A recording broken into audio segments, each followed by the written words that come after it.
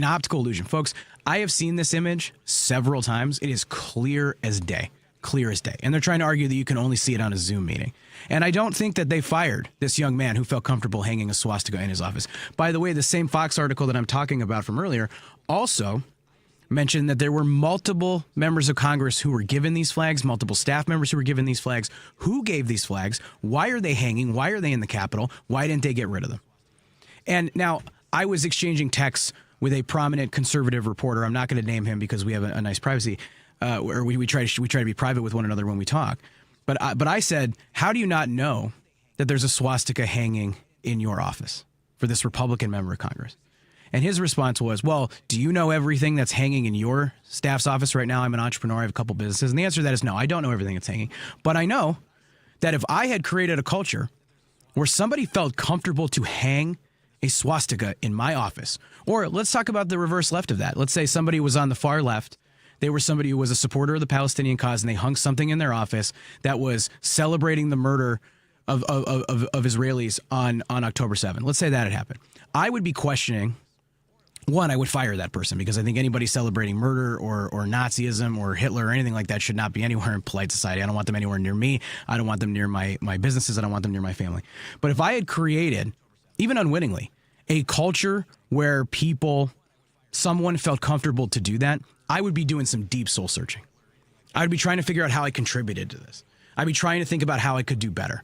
I would be trying to build systems and processes and change the way that I think and change the way that I talk. And where's that self-reflection from the Republican Party? Like, where is it?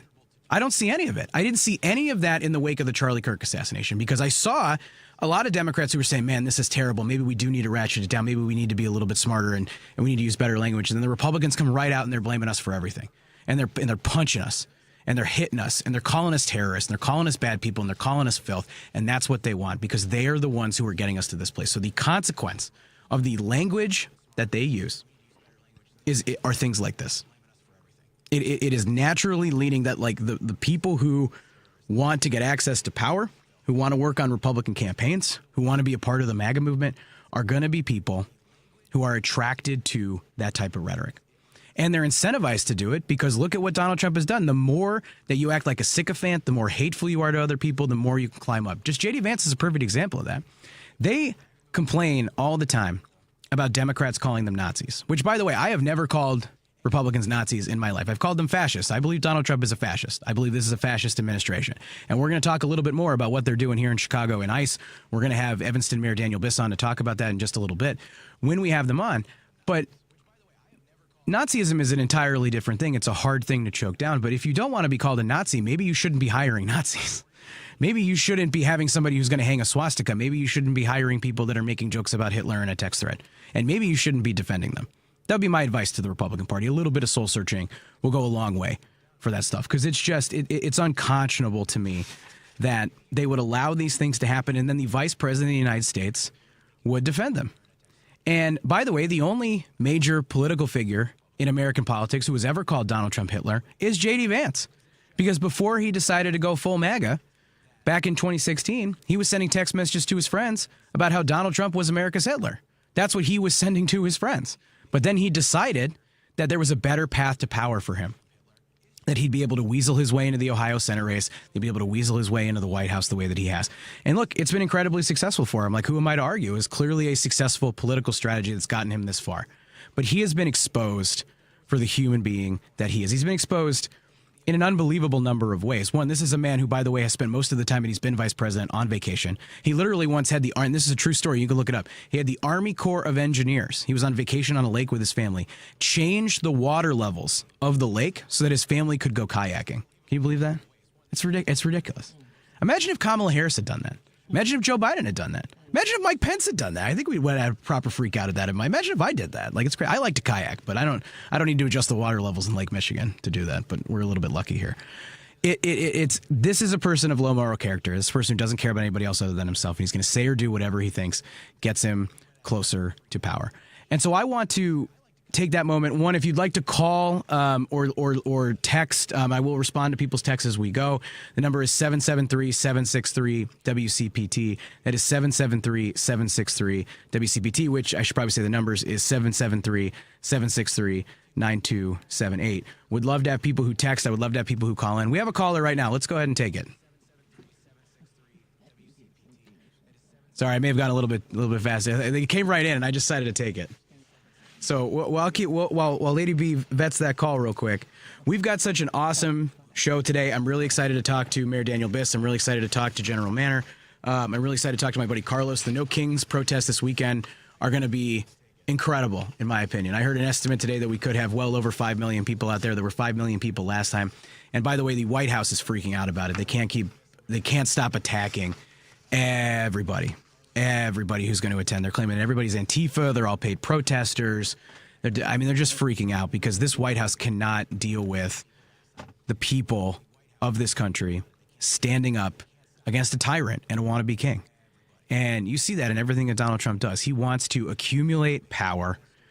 They literally make fun of Congress. Like, Congress isn't getting anything done. They're certainly not standing up to the president. Lady B, are we ready for a caller? Okay, great. Jim, how you doing? I was very disappointed networks didn't cover the press conference with our governor and the generals in the National Guard. I agree. They cut away from it, and I was just amazed that they would cut away from it.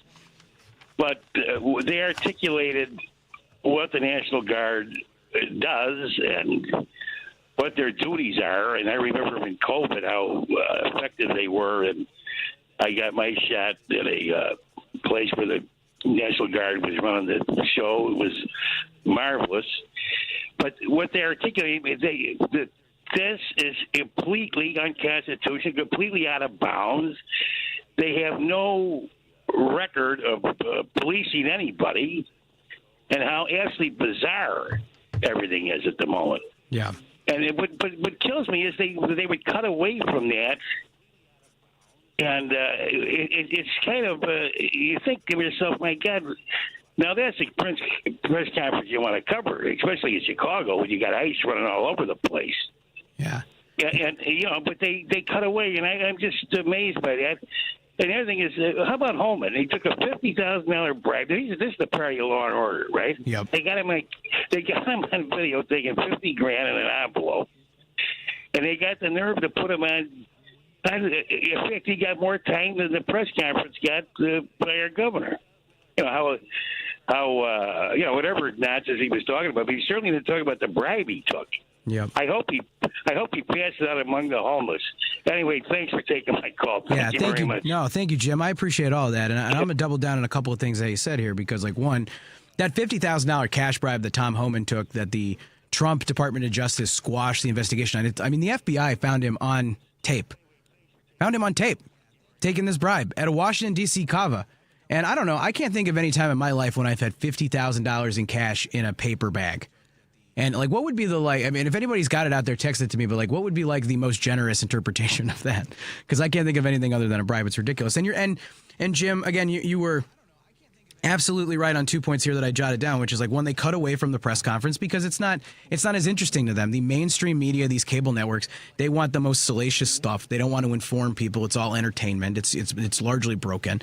I think this is true of, like, every media, but this is why we need more independent media. We need more people that are going to step up and be local community journalists at a time when local journalism is struggling. We need more people that are going to step up and become content creators and tell their truth and help them to make sense of that. It's a little bit of like why I do what I do, being a Democratic strategist for so long, but then starting to create content, starting my own Substack, and helping people put things into context relative to how the Democratic Party actually functions, working on these races. But, like, we need more people that are going to do that. We need more people that are going to be on more beats. Like, I'm a big fan of Block Club Chicago. Like, I think they do an amazing job. Like, that's independent media right there, and I just think it's really great.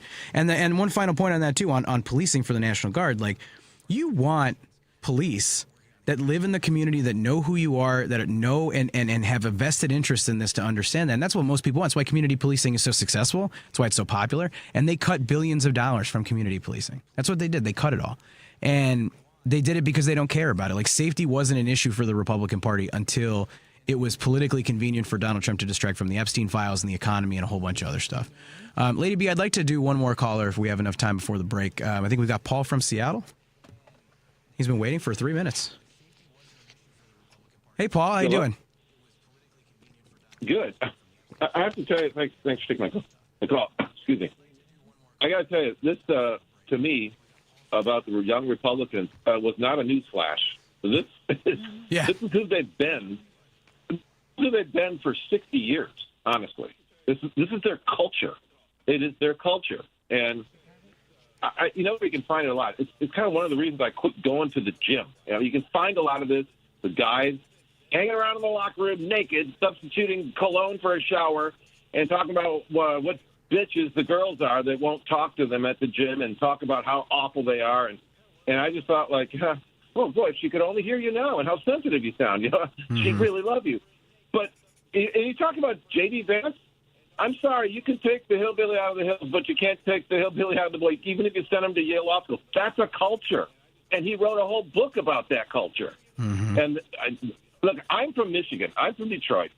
And I grew up in the 60s. I remember a lot of these people that from South Central Ohio, from Kentucky, the culture that he wrote about, moved up to Detroit to take jobs in the factories. And I went to school with these kids. And they were racist, obnoxious, and they always wanted to fight. And I read J.D. Vance's book, and I went about 3 chapters, and I went, I know who he's talking about here. These are the kids in school. And I thought, these are the kids that always want to fight. Sure enough, I turned the page, chapter 4, the fight ethic. That was the title of the chapter. Mm-hmm. That's what they did. They were always in your face and wanted to fight.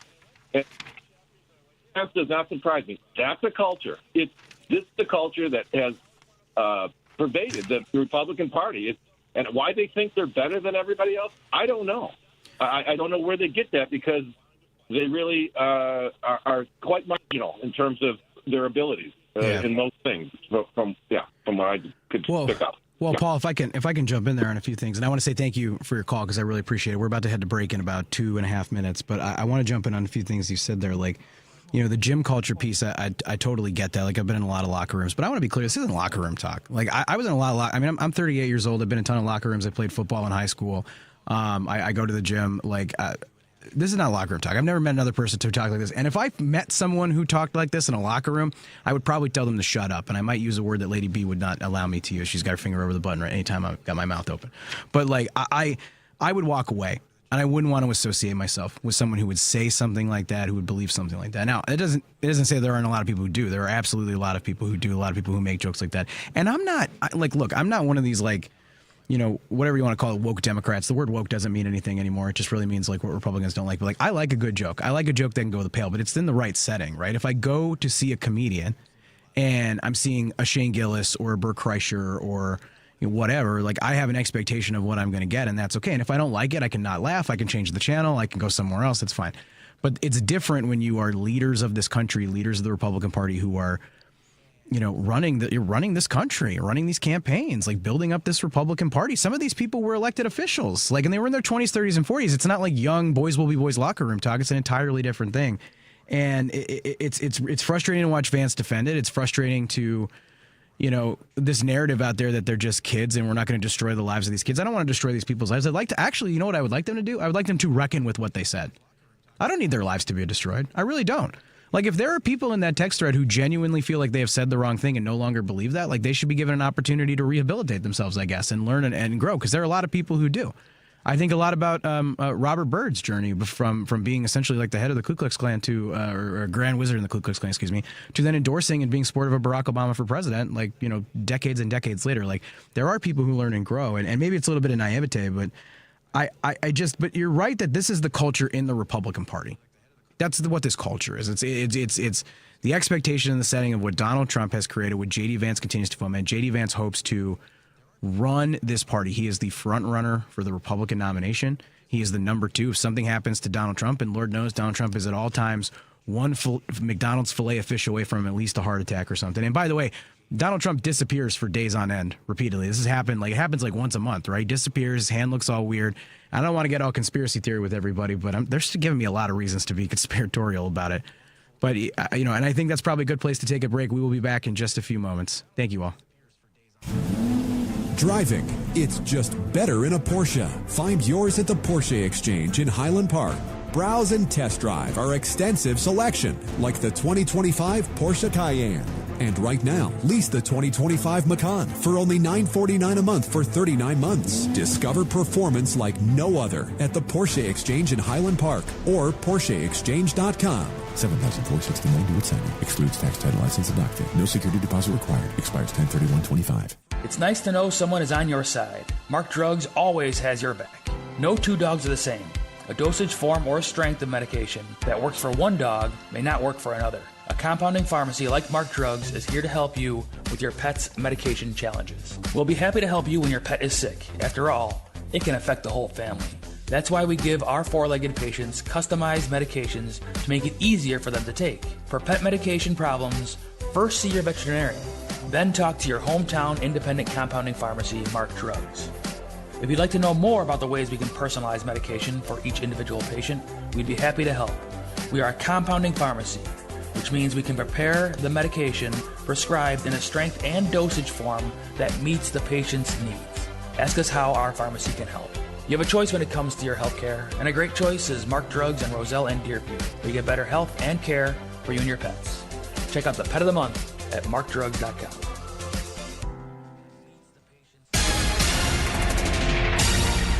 You are listening to WCPT 820. Here's the latest Chicago weather update.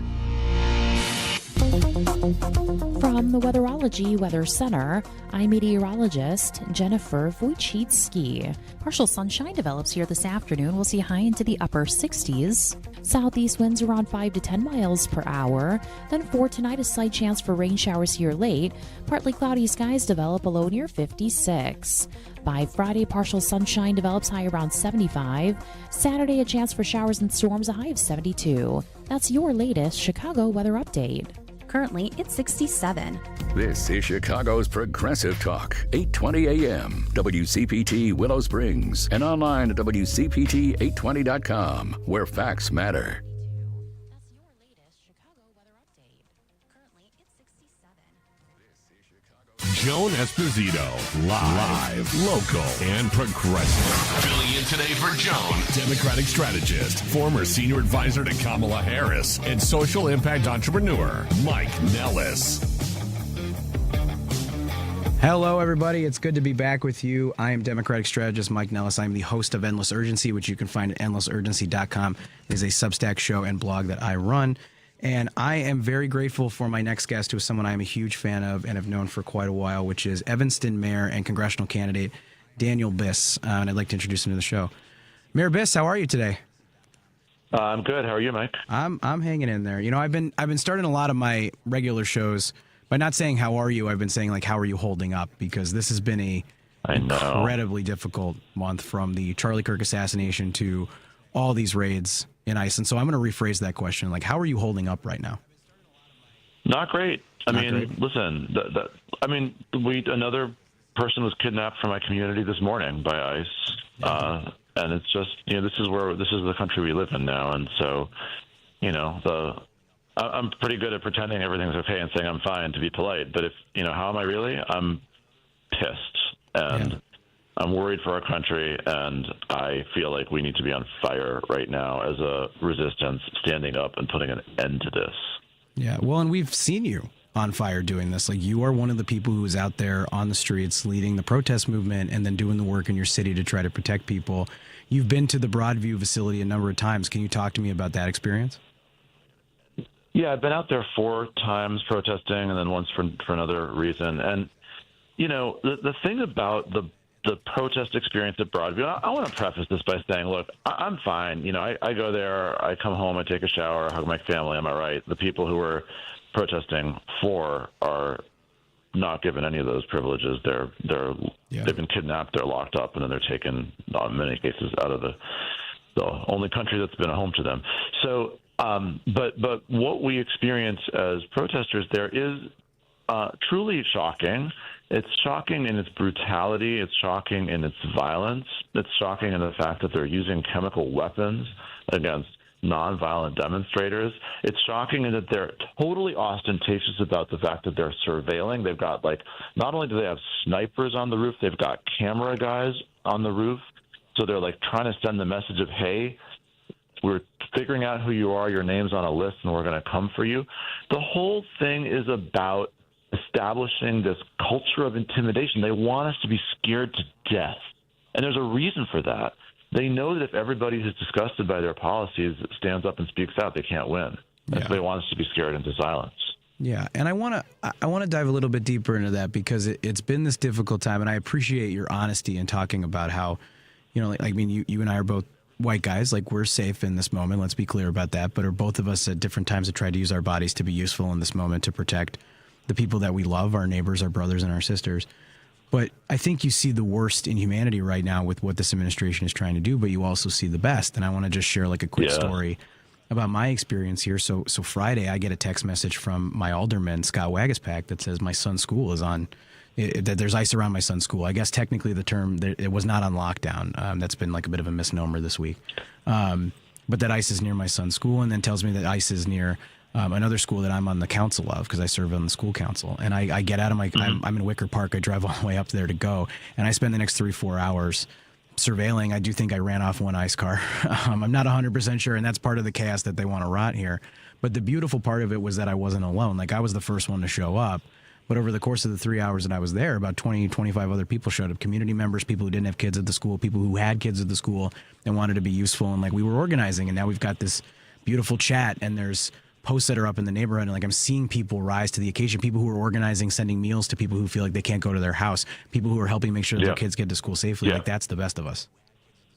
It is. I couldn't agree more. And I'm going to just jump on that too. I'm standing in my district, in my campaign office in Evanston. I'm looking across the street. There's a local business, Homestead Meats, across the street, and they've got a sign in their window, and it says "Advice for ICE: 1, quit your job; 2, get therapy." And so we're seeing businesses stand up, and we're seeing people stand up. I had a similar experience as you over the weekend. They were just brutal last weekend in Rogers Park. They were taking people. They were going after volunteers. And so I went on Sunday morning to be with a group of rapid responders by St. Jerome's Church. And the number of people who were out there, there were folks posted up at every intersection for a multi-block radius with whistles to make sure that if ICE got spotted, we would all know. There were people creating a human wall to protect the sidewalk from the street, so when folks walked out of the church, they could have a clear pathway to the parking lot behind the church without being spotted by ICE guys in the street. Our communities are coming together and standing up and self-organizing. I'm doing this as a kind of person affiliated with volunteer grassroots efforts. And while we at the city are also doing absolutely every possible thing we can think of to keep people safe. And so there is a beauty to it, and there's a solidarity to it. But what we're up against is truly brutal and deeply, deeply, deeply immoral and un-American. Yeah, and shouldn't be happening, right? And I think we also have to just sort of acknowledge the absurdity of it. Like Chicagoans are carrying around whistles right now to send signals. Like that's an insane thing that if you described it to somebody 10 years ago, they would have been like, you're nuts. I mean, I had to do a thing that I found deeply regrettable, which was when people were showing up at the school that I was helping to like protect on Friday, anybody who was of color, I made sure that they were inside the fence. And I was like, if you were white, you could be outside of the fence because they're not going to harass you. They might push you aside but they're not going to grab you and throw you in the back of an unmarked van. And I was walking around, I'm like, the absurdity of it is ridiculous. And talk to me a little bit about, because obviously like you're an elected official with a deep responsibility I know you take seriously to keep people safe. Like what are you doing in the city to try to make sure people, feel like you have their back, but also to do something that can be meaningful for them? Like talk me through that. Yeah, and I really appreciate the distinction because obviously we have to stand up together and show solidarity and wrap our arms around each other, but also we have to do everything. Yeah. And if we give people a false sense of security that then makes them willing to make decisions that are not safe, that's worse than doing nothing. So we're doing literally everything we can think of. We passed a resolution just on Monday night to create ICE-free zones to make sure that ICE is not allowed to stage on city property, and we're going to secure city property. We're creating signs to make that clear. We're giving signs to businesses across town. We're doing Know Your Rights trainings. We already have there's really as strong a welcoming ordinance as I know exists in the country. We strengthened it before Donald Trump took office the second time, and one of the consequences of that is we refuse to share data with anybody who's involved in federal immigration enforcement. And so we switched off our license plate cameras because, frankly, the vendor that we were using was not, in our opinion, reliable not to share that data. So we're doing everything that we can as a city government, but it's the fact remains that when these masked, armed agents of the state come into our town without telling anybody, they're allowed to be on a public street, and then they're able to kidnap our neighbors. And so I want folks to know that we are doing absolutely everything we can think of, and if you can think of an idea that we haven't done yet, tell me, and we'll do that too. But I also do not want to pretend that we have the power that I wish we had in this moment, because I want people to know that the risk is still real so that they can make rational decisions that make sense for them and their family. Yeah. And can you talk a little bit more about the ice-free zones? And because I had a conversation with somebody who lives in my community who was, maybe in my opinion, a little bit flippant about protecting the schools and the work that was going on. And she was like, well, they're not allowed on school grounds. And I just responded to her with like, how many times have you said they can't do that? And then you watch them do it, and with very little consequence. So talk me through that. Yeah. So super great point, Mike. So you have to both pass all the laws in the world and then also prepare for what happens if they don't follow them. The laws matter because the thing about these guys is they're kind of, looking for a path of least resistance.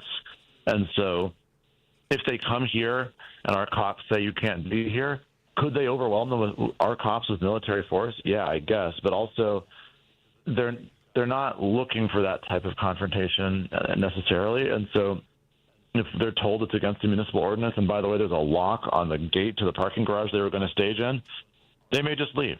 And by leaving, they've spent 3 hours on a false start instead of kidnapping people. And so even the laws that they're able to eventually get around partially have the effect of slowing them down, and slowing them down is valuable. So, I would say that if you, if they came to a Evanston City Park and tried to set up shop to, create a staging location for their kidnapping operations, and we said, you got to go, and they said we refused, and we went to court to try to get an emergency injunction, I would argue that we would have an excellent case in court that it's municipal property and we have a right to determine what it's used for. But, look at the Supreme Court these days. You never know with that either.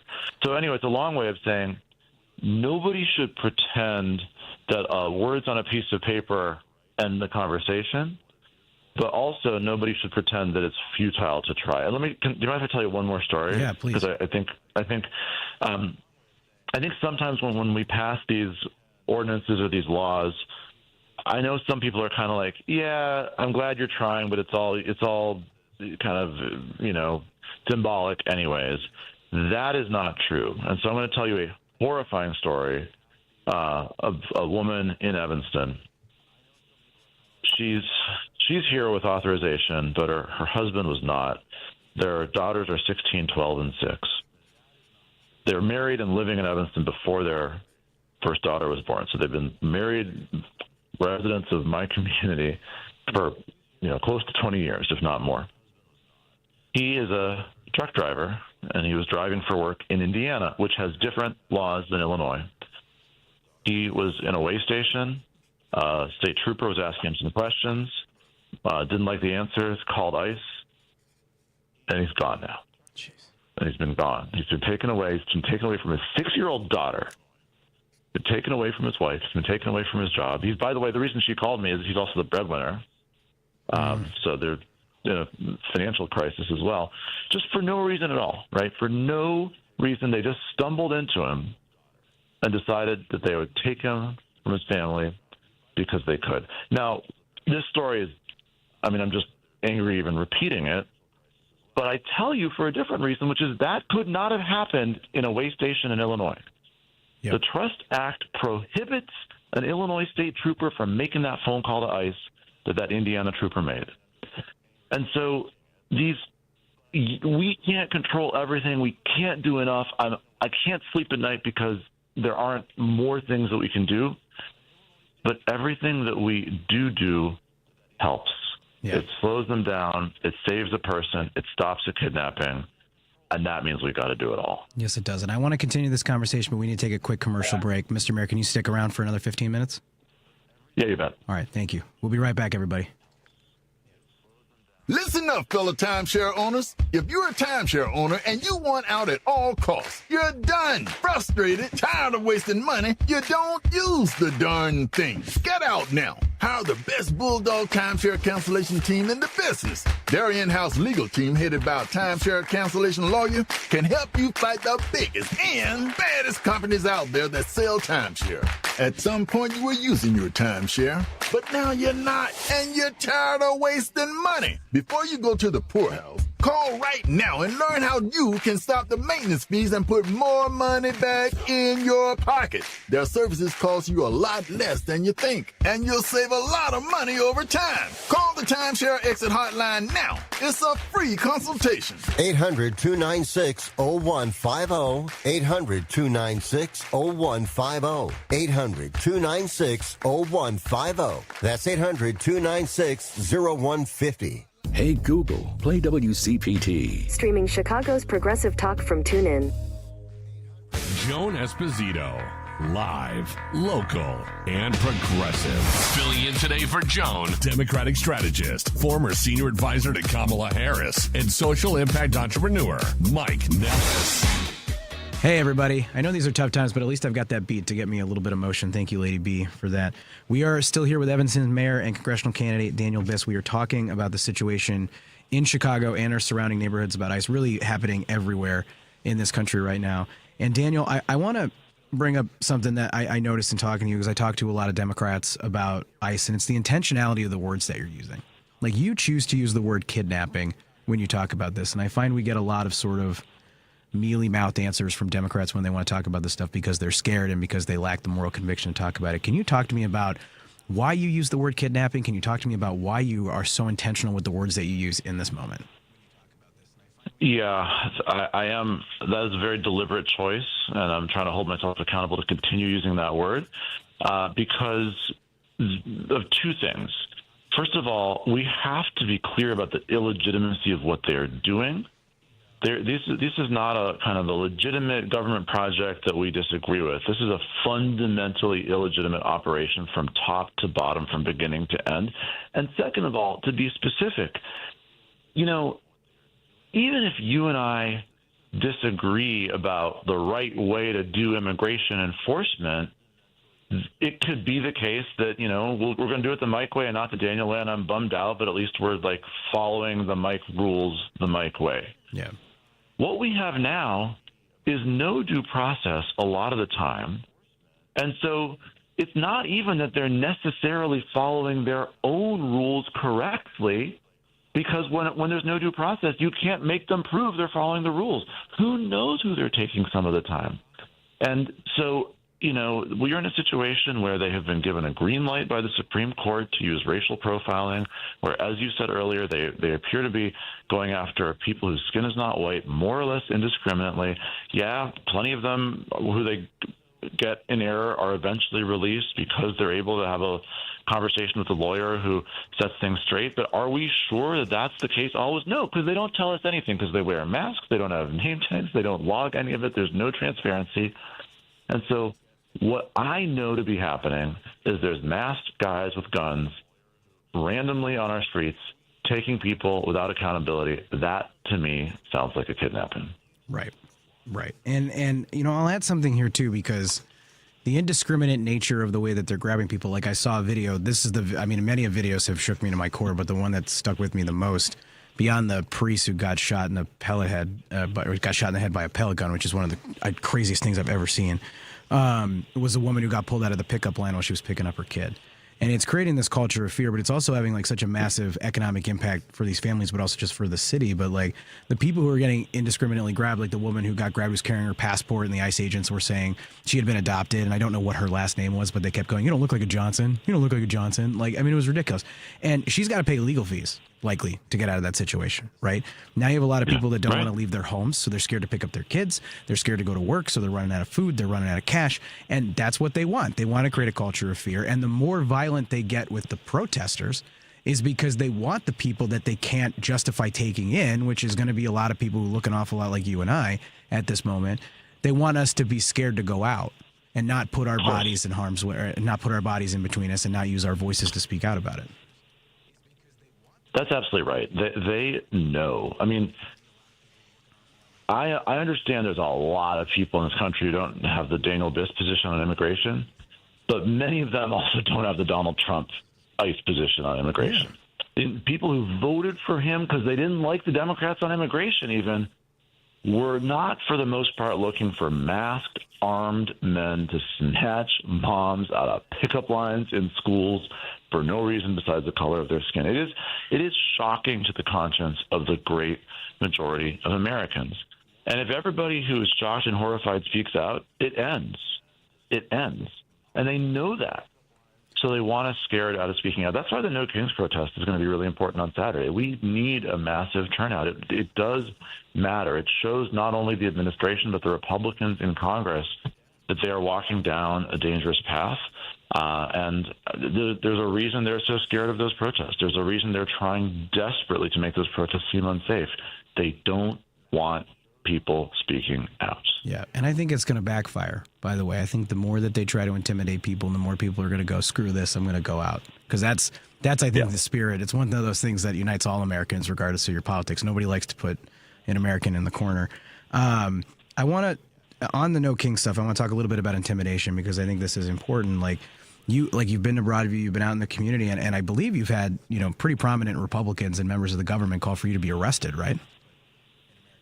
Yeah, I mean, there was the most sort of jarring situation was when there was a White House press briefing where the question was whether I should be arrested. And, I've gotten the usual stuff, the libs of TikTok coming for me and the Republican Twitter feed, the Illinois Republican Twitter feed, using me to attack not just me but other Democrats. Mm-hmm.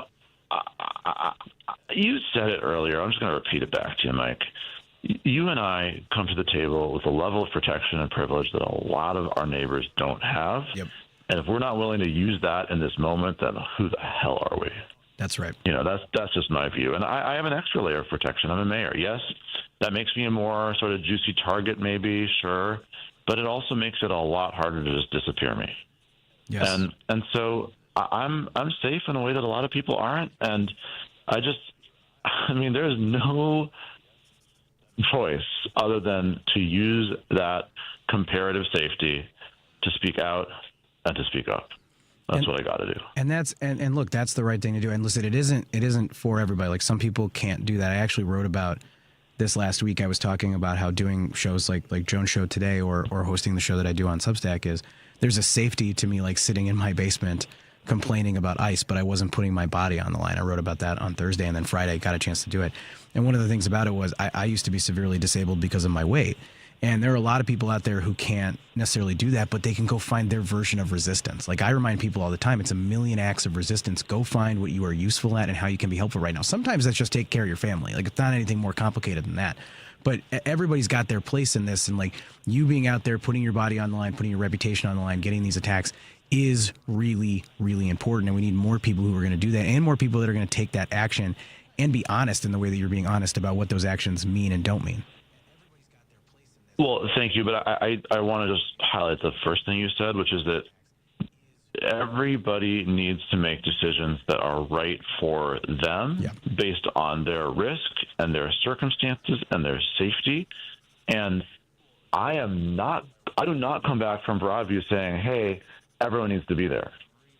But I do come back from Broadview saying, hey, everyone needs to do something. Yep. Everyone needs to figure out the way to use their voice. Everybody. And, any form of resistance is, in the crosshairs right now. They really are desperately trying to silence anyone who disagrees with them. And so anything you do, whether it's showing up to a No Kings protest or writing a letter to a member of Congress, it will feel a little bit exposed, but the beauty of safety in numbers is that not only are we more successful in stopping the nightmare if more people are standing up, but people are also safer in doing so if we all stand up together. Yeah, and that's really true. Like, for instance, I haven't been to Broadview. Like, I've thought about going a couple times. I've heard local activists say they don't necessarily need more people there. But, you know, I'm helping organize a Know Your Rights event in my community. We're organizing these things for the schools. So I think it's like, where are you most useful? Where can you plug in? Where is there a problem that you can solve that you're uniquely capable of? And I just, it's super important. Yeah. Is there a person in your neighborhood who's unable to go get groceries because it's not safe for them to leave their house? Is there a person in your neighborhood who cannot leave their house to take their kid to school, but their kid is too young to go alone, and you can walk their kid to school? Right? There are, and as you said this 25 minutes ago, there is incredible, beautiful solidarity and communal spirit being demonstrated by people stepping up to support each other in neighborhoods across the Chicago area. Find those networks and plug in and help. Yep. That's 100% right. And I want to harken back while we still got a little bit of time left here with, you mentioned the public support and you mentioned what they're trying to do here. And my view of this is they continue to push the envelope to see what they can get away with, to militarize our cities, to attack these communities. And one of the things, if you notice, like, the public support for this is pretty low. Like, the communications battle that's being waged right now, they're losing. And I think for as aggressive as they are right now, it is because they are trying to incite violence and they want to create an incident that plunges Chicago into the chaos. I mean, they claim that Chicago is like Baghdad. It's ridiculous. I mean, I'm not saying that there isn't crime issues in Chicago. There absolutely are. And there are parts that are unsafe. But this is a great, great city and with a great community. But they want to plunge us into chaos so they can get the imagery that they want all over Fox News to justify the Insurrection Act or something like that. Talk to me about how we continue to, in your view, elevate this in a way that gets people to go, this is wrong. Yeah, well, I think, first of all, it is super important for everybody, whether you are in Broadview or just stumbling upon an ICE agent in your neighborhood, be loud, be vocal, be clear, be fearless, and be nonviolent. Mm-hmm. In my opinion, it's morally necessary to be nonviolent, but I would also say that even whether or not you agree with that, it is practically necessary. They want us to be violent. They want us to act inappropriately so they can crush us in response. Yeah. I think that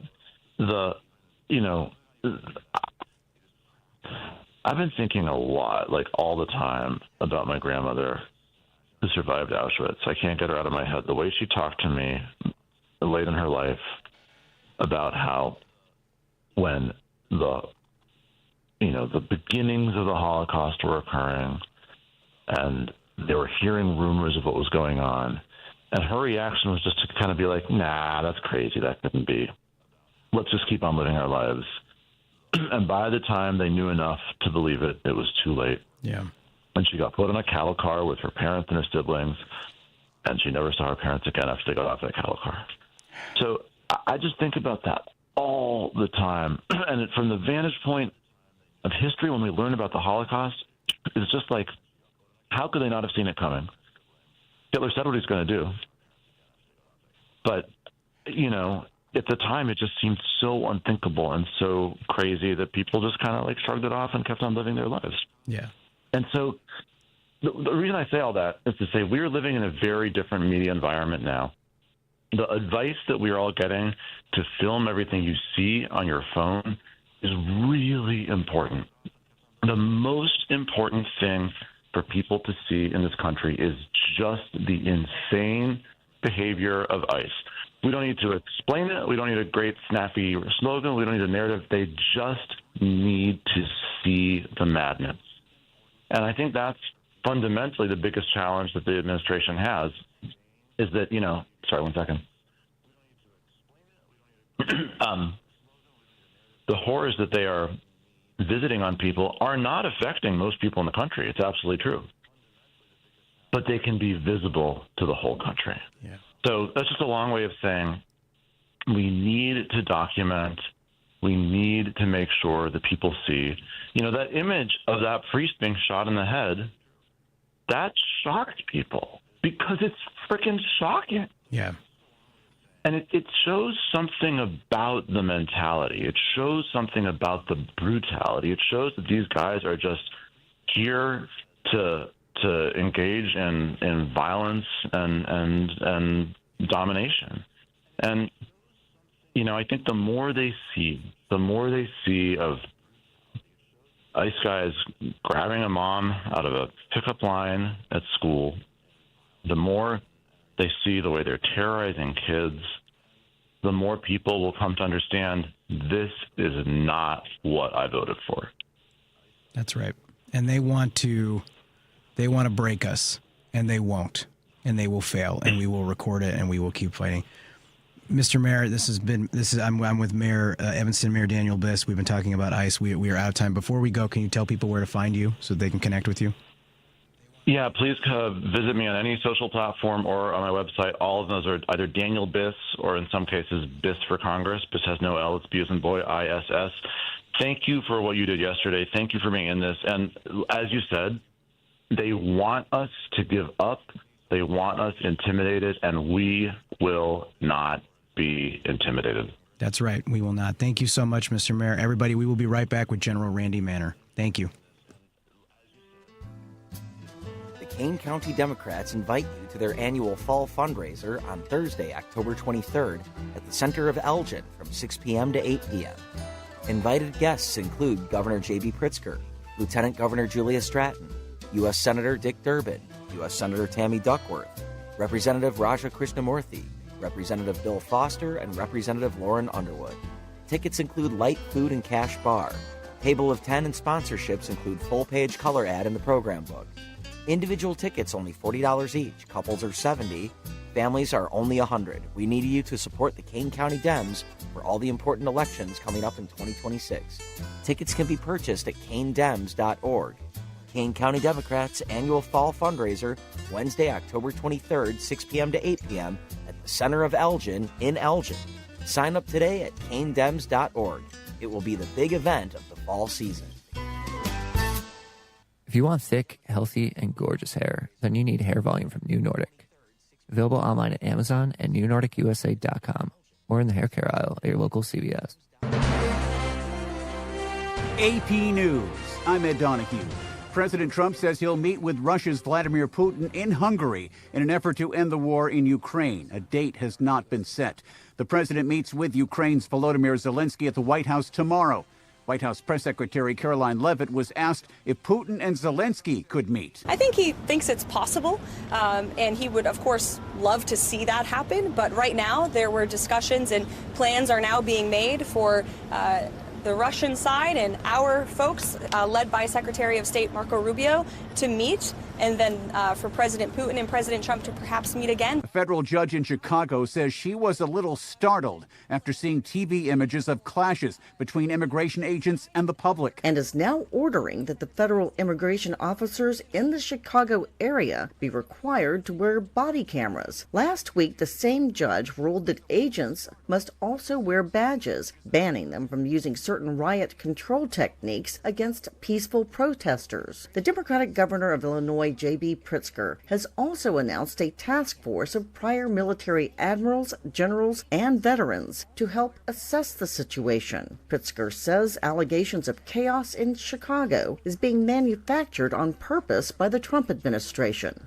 And we cannot remain silent.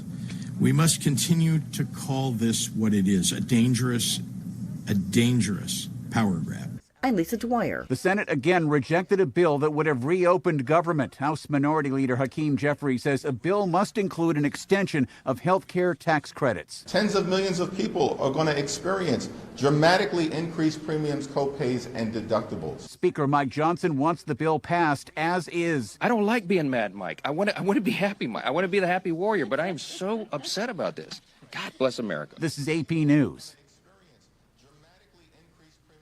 In the wake of U.S. cuts in foreign aid, the tiny country of Lesotho in Africa faces uncertainty for people who are HIV positive. In the snow-topped mountains of Lesotho, mothers carrying babies on their backs walk for hours to the nearest health clinic, only to find HIV testing isn't available. Lesotho long had the world's second highest HIV infection rate, but with $1 billion in U.S. aid, the country managed to slow the epidemic's spread. However, when President Donald Trump froze foreign assistance and dismantled U.S. aid, chaos and confusion followed in Lesotho. Centres catering to the most vulnerable are shutting their doors. Health workers have been laid off in droves. Desperate patients ration or share pills. Health official Mokotu Makalanyane told the AP, "We're going to lose a lot of lives because of this." I'm Karen Chamas. The suspect in the deadly Palisades fire will be moved to California from Florida. He was arrested last week. I'm Ed Donahue, AP News.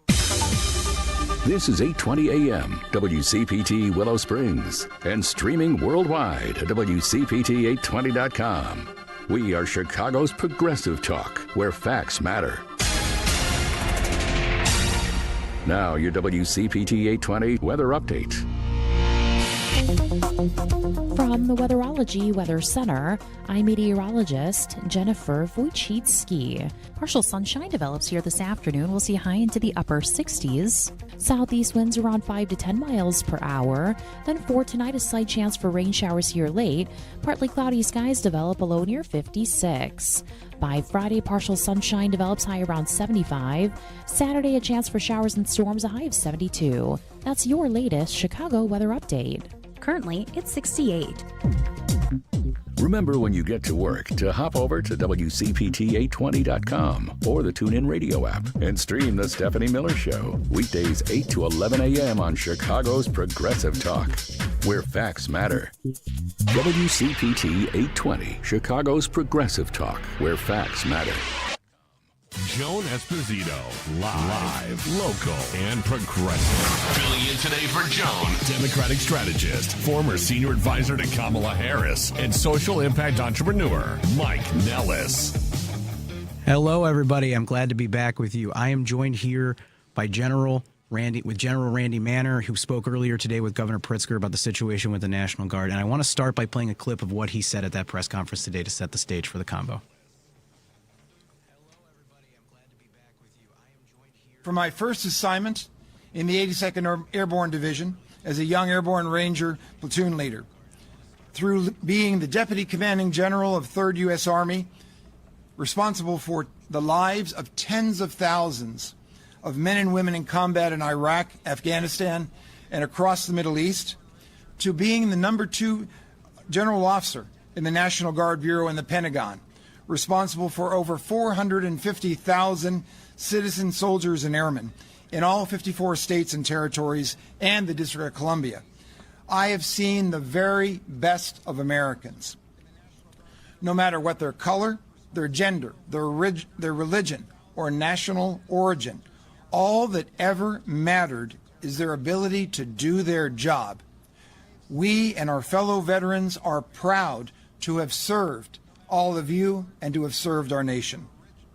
Our military is one of the most respected institutions in the United States. The National Guard has 2 missions. First, it is trained, equipped, and organized to defend our nation as a strategic reserve from foreign threats overseas. And second, to serve as a capability to governors to help save lives in times of natural disasters such as floods, earthquakes, tornadoes, or hurricanes, and to assist, as mayors may ask, to temporarily augment local capabilities for special events such as the Super Bowl or the Olympics or things in that manner. Our military and National Guard are designed for combat, not for community policing. Soldiers are trained to eliminate threats, not to de-escalate tensions or protect constitutional rights during protests. When we blur that line, we risk turning our own streets into battlefields and our citizens into potential enemies. The use of the military by this administration is in Los Angeles, Memphis, and possibly Chicago. And I think that's a good place to start the conversation. You talk about blurring the line. First of all, I just want to say thank you for being here and thank you for speaking out. And also thank you for your service. I think we should acknowledge. I was reading your bio, and you accomplished amazing things. I underlined like helping neutralize chemical weapons in Russia, which is just I think super important. I want to start here because we've got 300 National Guard troops that were deployed to the city of Chicago, all from Texas. And if you get bit on social media, there's a lot of people that are on my side of the political aisle who are attacking those National Guard troops and telling them to reject their orders and making fun of them for the way that they look. And I hate all of that because to me, they are caught up in a political mess. They are being used by the President of the United States as pawns And that is wrong. And so I want to start by asking you, I mean, how do these troops feel? How do you feel about this? First, as a retired soldier, I am just embarrassed, and I'm in shock that we have a commander-in-chief that is treating our soldiers, airmen, our Marines, our sailors, and their families in the way that they are. It is horrible. It is absolute proof that he does not care about those young men and women, as well as, of course, their families. It's disgraceful. This is unprecedented, and this should not at all be tolerated. And it's very important that we remember we should not dishonor those men and women that are in uniform. And I want to make sure to say in uniform, U.S. Army on their shirt, because they are doing what, even though they are lawful orders, perhaps they are awful orders. The important thing is you don't take out your wrath on those soldiers because they are your brothers and sisters. Instead, you have to protest against the policies of the administration. And please separate those two. Yeah, of course. Yeah. Now, it's also important that all the people listening have to understand that those ICE agents, I basically refer to them as thugs. They're a mob. Yep. They are undisciplined. They are not trained adequately. They disrespect the human rights, let alone the constitutional rights of the people that they are interfacing with. We have got to record all of their interactions that are abusive. We have to hold them accountable, even though they hide their faces. They hide their faces, by the way, in shame, and they hide their faces to hide accountability. Yes. They know what they are doing is wrong, because if they didn't, if they thought it was right, they would have bare faces. They would say, my name is, and I am an ICE agent or whatever. We have to remember that these thugs, they are nothing more than Trump's Gestapo. They are his personal police. So please, even though they wear military uniforms in many cases, they are not military. They are not National Guard. And by the way, it's important to say that while the National Guard that you might see in Illinois are from Texas, just today, the governor received notification that there will be Illinois guardsmen mobilized as well out of the center of the state. Yeah. Under his control, not the governor's. Yeah. And I want to get into that too, but I want to circle on something on the masks in particular and the lack of identification. They're also in unmarked cars for the most part too. And my dad was a 34-year veteran of the FBI, served his country. And I think my dad wanted to be a Marine. And we couldn't cut it. I just had to rib him a little bit on here. But he's not listening. He lives in Nebraska. But it's, he woke up every day to serve his country, to do the best that he could. And I'm sure that there's things, if I went back, I might have been like, I disagree with you on that. Like, we can argue about those things. But I know that these National Guardsmen and these National Guardswomen step forward to serve their country and still deserve our respect even in this moment. And I want to start with something that you said, because sometimes the ICE agents wear fatigues. Yes. And it's hard to tell the difference. So tell me how we can spot the difference between the two. Okay. It's very important to know that the National Guard, whenever they will move as a group. In other words, it's going to be 4, 6, 10, 20 people together. Okay. And they are going to be moving literally like a unit. They are not going to be haphazard. They're all going to be in the same exact uniforms with no face coverings. And it's going to say U.S. Army on their shirt. And they're in many cases, they're going to have a shoulder patch. In the case of the Texas Guard, it is it's a division from the Texas Guard, and it's easily recognizable, and it's on their shoulder.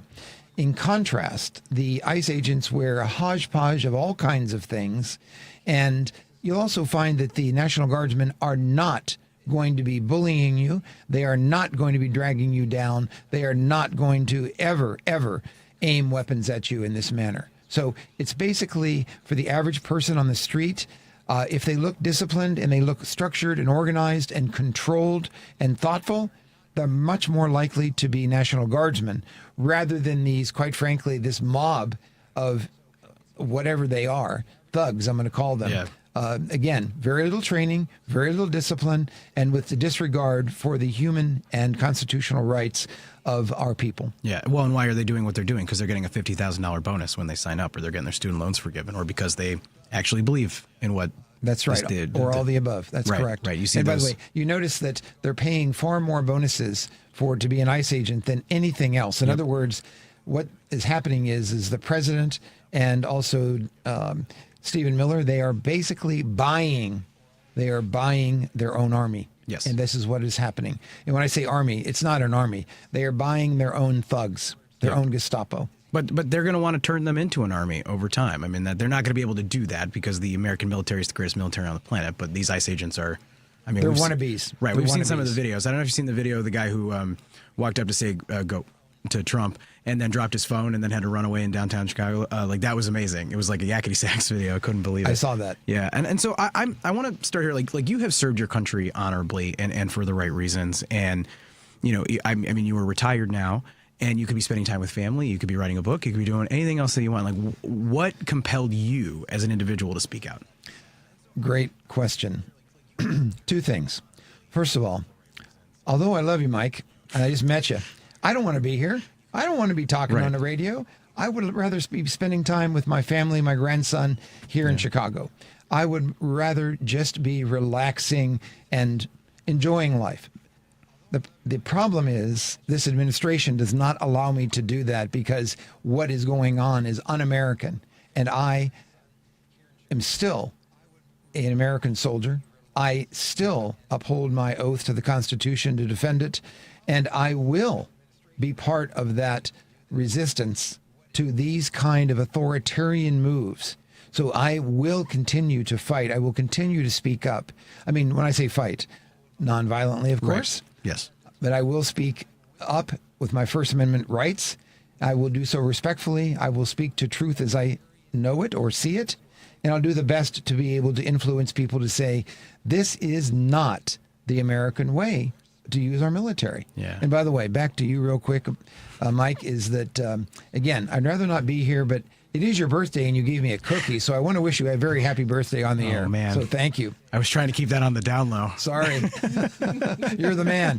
Great cookies, by the way. Thank you. Thank you. Thank my staff. My staff are in the conference room. They surprised me this morning. I specifically told them to get me nothing. I was like, I don't want to know. So I want to dive into just another element of this, of what you said, and it was in the clip, and I want to sort of better understand this because we're blurring the line here. Like, Donald Trump is saying that the answer to all of America's crime issues is the United States military. The answer to all of our immigration issues is the United States military. Basically, that's his solution for everything right now. And he's trying to get the American people comfortable with the military on our streets. And the military are not trained for policing. They have a very specific role. So talk to me about the blurring of that line.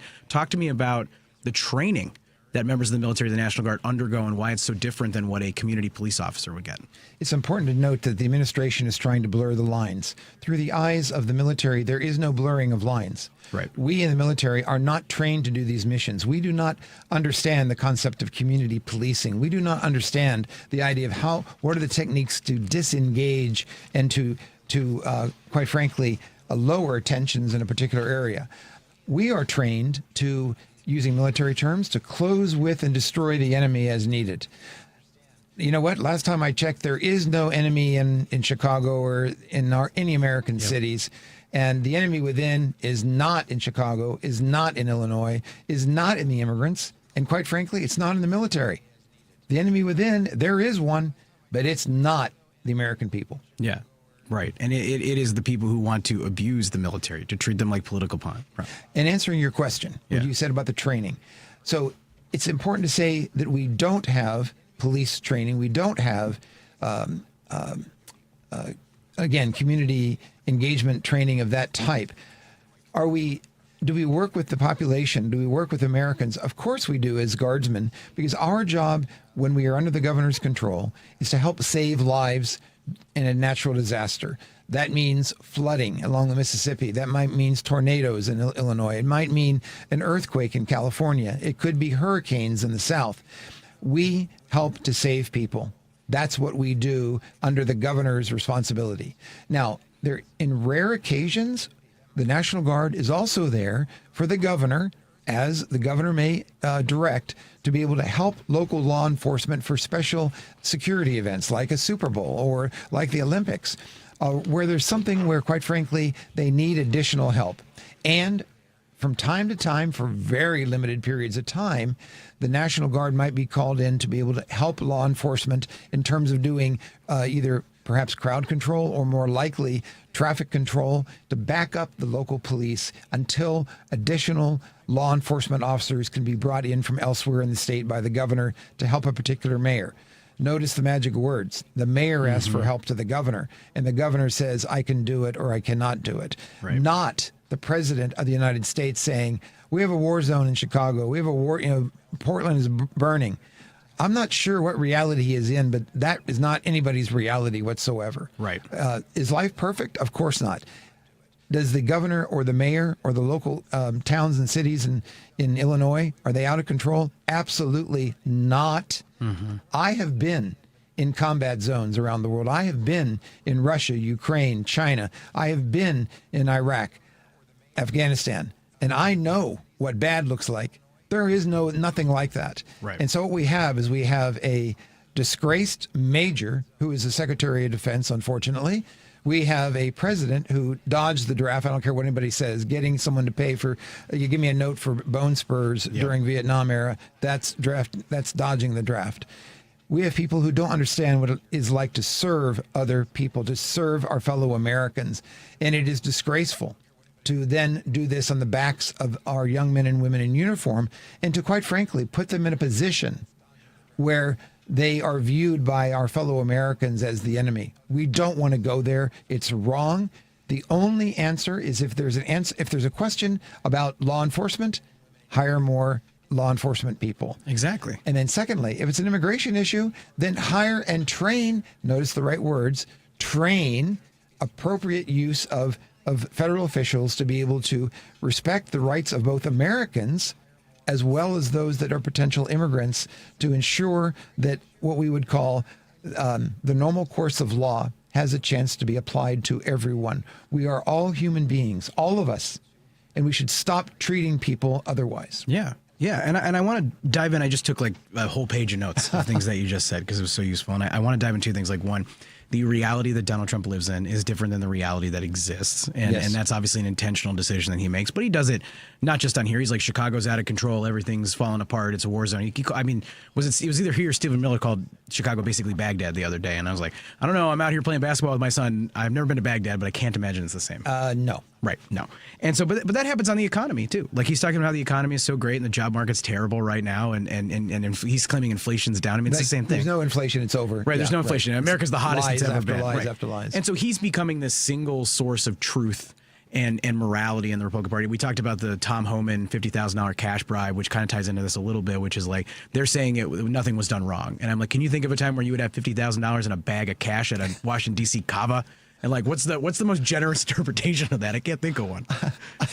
I don't mean to laugh, but it's just absolutely pathetic. No, you have to laugh. You have to laugh because it's so ridiculous. And I actually think, I was talking to my wife about this, is I think some of the reason that I'm extra tired in this last month is that I'm just holding on to reality.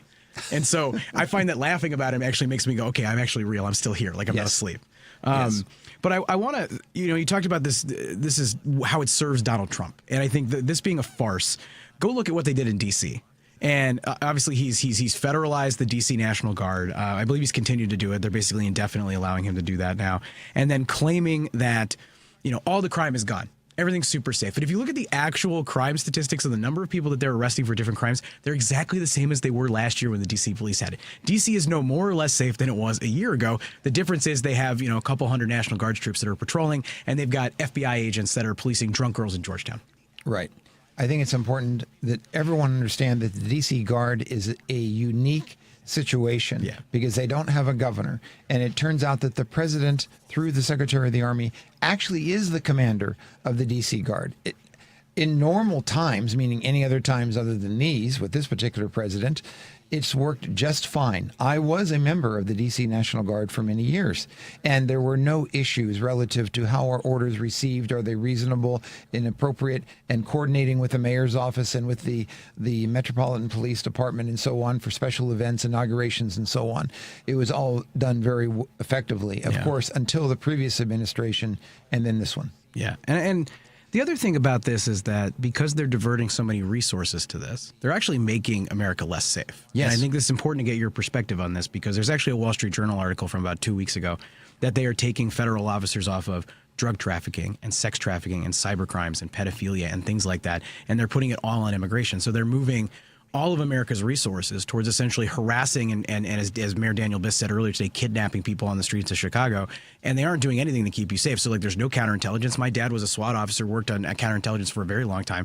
Like he'd be on the streets of Chicago right now just grabbing and harassing people. Like they're not keeping us safe. Right. It's important that every listener understand that every single resource, whether it is federal, on the street, or behind the scenes, every single guardsman, no matter where they are, that is taken off and away from their normal duties makes us less combat ready for the National Guard and also makes us weaker against the true criminals, whether the pedophiles or whether it's the large scale drug dealers or whether it is money launderers and so on. Or the white collar criminals that live in the White House. I'd point out too. Well, you mean the convicted felon? Yeah, that's right. Let's be very specific. I'm talking about Tom Homan right now. Okay. That lives rent free in my brain. I'm like, you took a $50,000. The FBI got it on tape, and they were like, "Nah, we ain't gonna look into that." Like, insane. I think it's something where we, and I said this today, is America's strength comes not from fear or force, but from the principles of liberty and self-governance, and that we have to protect those liberties and those principles. We have to keep the military where it belongs, defending the nation, not policing its people. That's right. That's right. And it's such a betrayal of what these people signed up for. Like they signed up to serve and to keep us safe. And it's a massive betrayal. We've only got a couple more minutes, so I want you to just talk a little bit about the value of local control. And I'll frame the conversation this way, because before Donald Trump called in the National Guard to L.A., which was not requested by Gavin Newsom, was not requested by Karen Bass. It was the first time it had happened since desegregation in the 60s. It was the first time it had happened, which is crazy to me. And I think about the reverse of this, where like they want to lecture Democratic cities because our crime rates are a little bit too high, and maybe not a little bit too high because our crime rates are higher. Obviously, we can get into the stats, but it's a different thing. Like crime is an issue in Chicago. I tend to just accept that because I believe it to be true. But let's say that a Democratic president was like, we're going to, Oklahoma has the worst schools in the nation. I'm going to federalize all of the public schools in D.C. and I'm going to send the National Guard in to go teach these schools. Or, man, Mississippi has the highest poverty rate in the country. We're going to go there. We're going to distribute food that way. And like, imagine the reaction if a Democratic president used that to solve the biggest problems that exist in Republican states. Yes, it's truly about states' rights. Yes. And we have to feel, because it's part of our country, it's part of our democratic principles, that our local elected officials at the town, city, and state level, those are the people who should have the greatest impact on us. For example, is the trash being picked up on time? Do we have good teachers in our school system? Yeah. Are the roads around our village, our town, are they in good condition? Is the water safe to drink from our local water supply? These are the things that really matter, that are government-related issues. And in contrast, it is absolutely nothing more than a dictator, even though he's been duly elected. Yep. But it is a Most dictator. dictators are duly elected, by the way. Well, yes, actually. And if you recall, Hitler was duly elected. He was duly elected. Yep. Okay. It's important to say that dictators say, nope, you don't know what's right for you. We're going to come in and tell you what's right. And this is the way it's going to be. And by the way, I've seen dictators come in and basically say, you disagree with me, so therefore you is who I'm targeting you. Right. Rather than, it's interesting that on average, more red cities have higher crime rates than do blue cities. Yes, they do. It's something where he is oblivious to the facts, and it doesn't really, facts don't matter to him. So again, I think this is something where we have to step back a second. We've got to say, hey, what can we do? We've got to talk to our elected leaders. We've got to vote. We've got to stand up for what is right for America. We've got to respect our National Guardsmen, no matter what state they're from, with dignity and respect. They will treat you with dignity and respect. And we have to record all of these incidents of mistreatment by these thugs called ICE and the Border Patrol agents. Yep. Do not let them get away with this. Now, do not protest violently. Absolutely, positively do not do that. That is the trigger the president is looking for to come down hard on everybody. Instead, pull out your phones, and not just one, but 10, 20, 30 phones. Get them out and record it all. And let's hold these people accountable for what they are doing the same way that Donald Trump will be held accountable by history. Yes.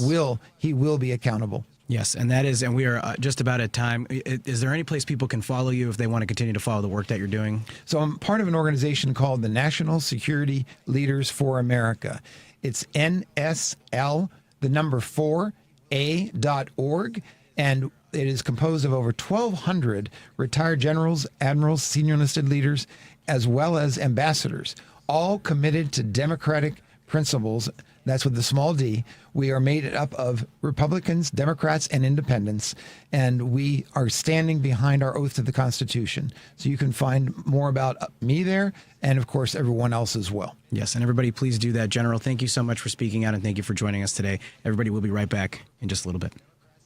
You know that you can listen to Chicago's Progressive Talk on WCPT AM 820. Stream us live at WCPT820.com and on the TuneIn Radio app. Or you can ask Alexa, Siri, or Google to play WCPT from TuneIn. But now you have another option. We're simulcasting our programming overnights, 8 p.m. to 6 a.m. on WSBC AM 1240 for a clearer reception in and around the city. Chicago's Progressive Talk, WCPT 820. And now overnights on WSBC 1240 AM, where facts matter.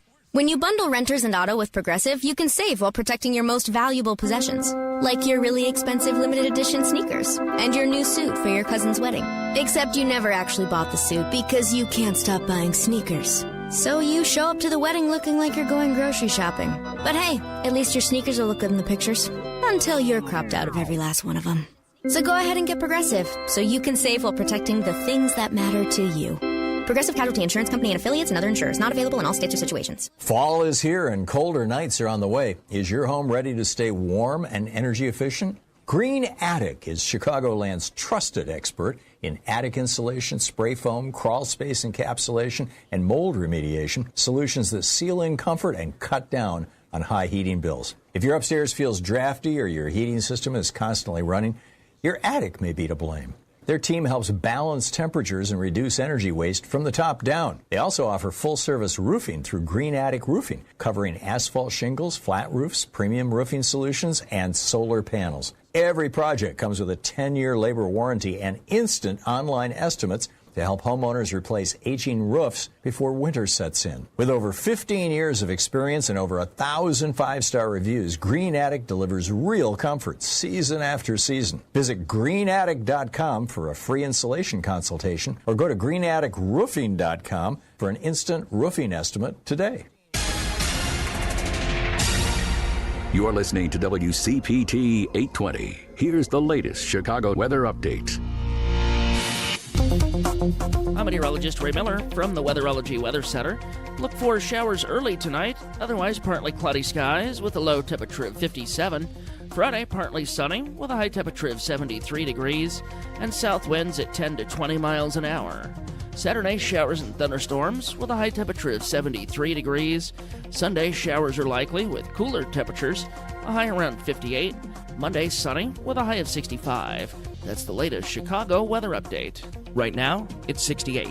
This is Chicago's Progressive Talk, 820 AM, WCPT Willow Springs, and online at WCPT820.com, where facts matter. Joan Esposito, live, local, and progressive. Filling in today for Joan, Democratic strategist, former senior advisor to Kamala Harris, and social impact entrepreneur, Mike Nellis. And remember, the most important thing is to have fun. That is the most important thing. We are going to have fun because one of my core tenets is being a joyful warrior. Now, I was supposed to have a guest right now, and I'm not going to shout them out because they just didn't show up, and I don't want to get them in trouble in case something's going on. I hope they're okay. But my guest is not here right now, so instead, I would like to make you my guest. So please call 773-763-WCPT. That's 773-763-9278. You can also text that number, and we'll get it. We had one person who texted in over the break, and they said that they wanted to make sure that the National Guard was well fed, so they wanted to bring them Chicago beef sandwiches, which I don't know about that, but if somebody wanted to bring me a Chicago beef sandwich, I would eat one right now. I think it's fantastic. Now I'm getting hungry. I still got an hour and a half before I get out of here and actually eat. But I want to answer your question, so please call in 773-763-9278. We can talk about literally anything. You want to talk about the general's comments? If you're a conservative out there listening, you want to call and yell and argue with me, I'd be happy to do that. You want to talk about J.D. Vance? You want to talk about the economy? You want to talk about literally anything? You want to talk about Notre Dame football? Because, my Notre Dame Fighting Irish are playing on Saturday. They'll be playing USC at night. I'm very excited about it. See if they can crack their way back in. I think we have a caller. I see Lady B over there. She's doing the work. Who do we have here? We have Steve from the Gold Coast. Steve. We have Steve from Gold Coast. Steve, how you doing?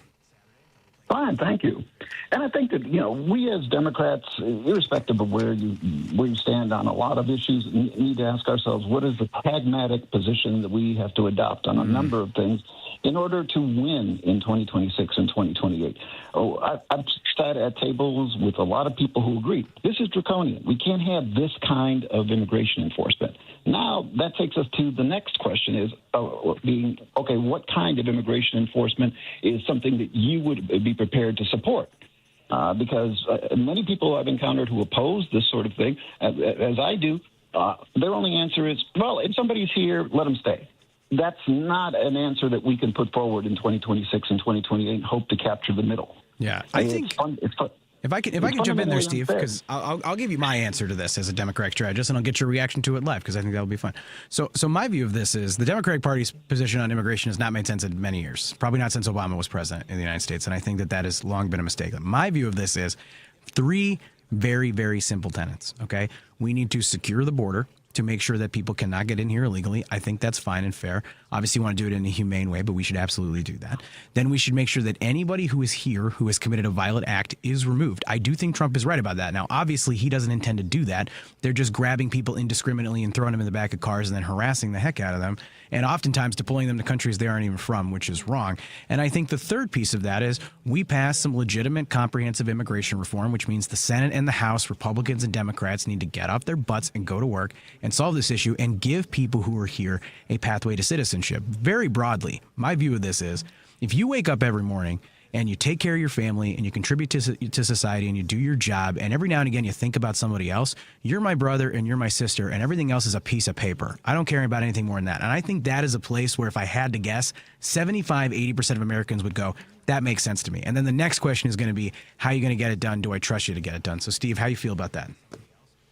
Well, the devil is in the details, because many people will then respond by saying, okay, how is this fair to between 100 and 200 million people who are around the world, in Asia and Africa, Europe, everywhere else, who are waiting in line to come here legally? How is it fair to them that we simply say, well, these individuals cut the line. They're wonderful people. They want a better life. They're working hard. They're not committing crimes. But we're going to give them a path to citizenship. You stay and wait for the lottery in your country. So that's an issue of fairness on that part. So can I answer that before you go to the next part? Ahead. Okay. Because here's my answer to that. It's not fair. It's not fair. I agree.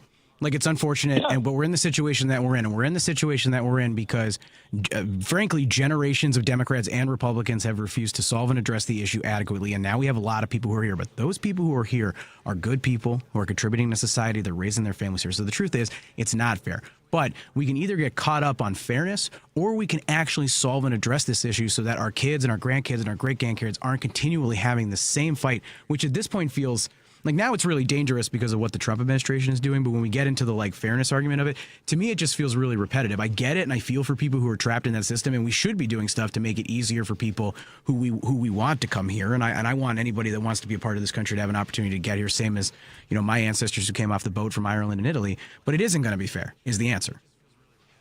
Yeah, absolutely. It's not fair because we can't begin to take in everyone who would want to. As a matter of fact, we're 4% of the world's population. We take in 17% of all immigrants. So that the United States does more than its share. And so, again, the question then becomes, where do you draw the line? Because many people who certainly advocate for immigrants' rights, myself included, recognize that, for instance, the wave of Venezuelan immigrants that came in recent years did, in fact, exploit our asylum laws. They did not qualify under our asylum laws, but once you make an asylum claim, you're entitled to a hearing. But given the status of our immigration system, that takes years.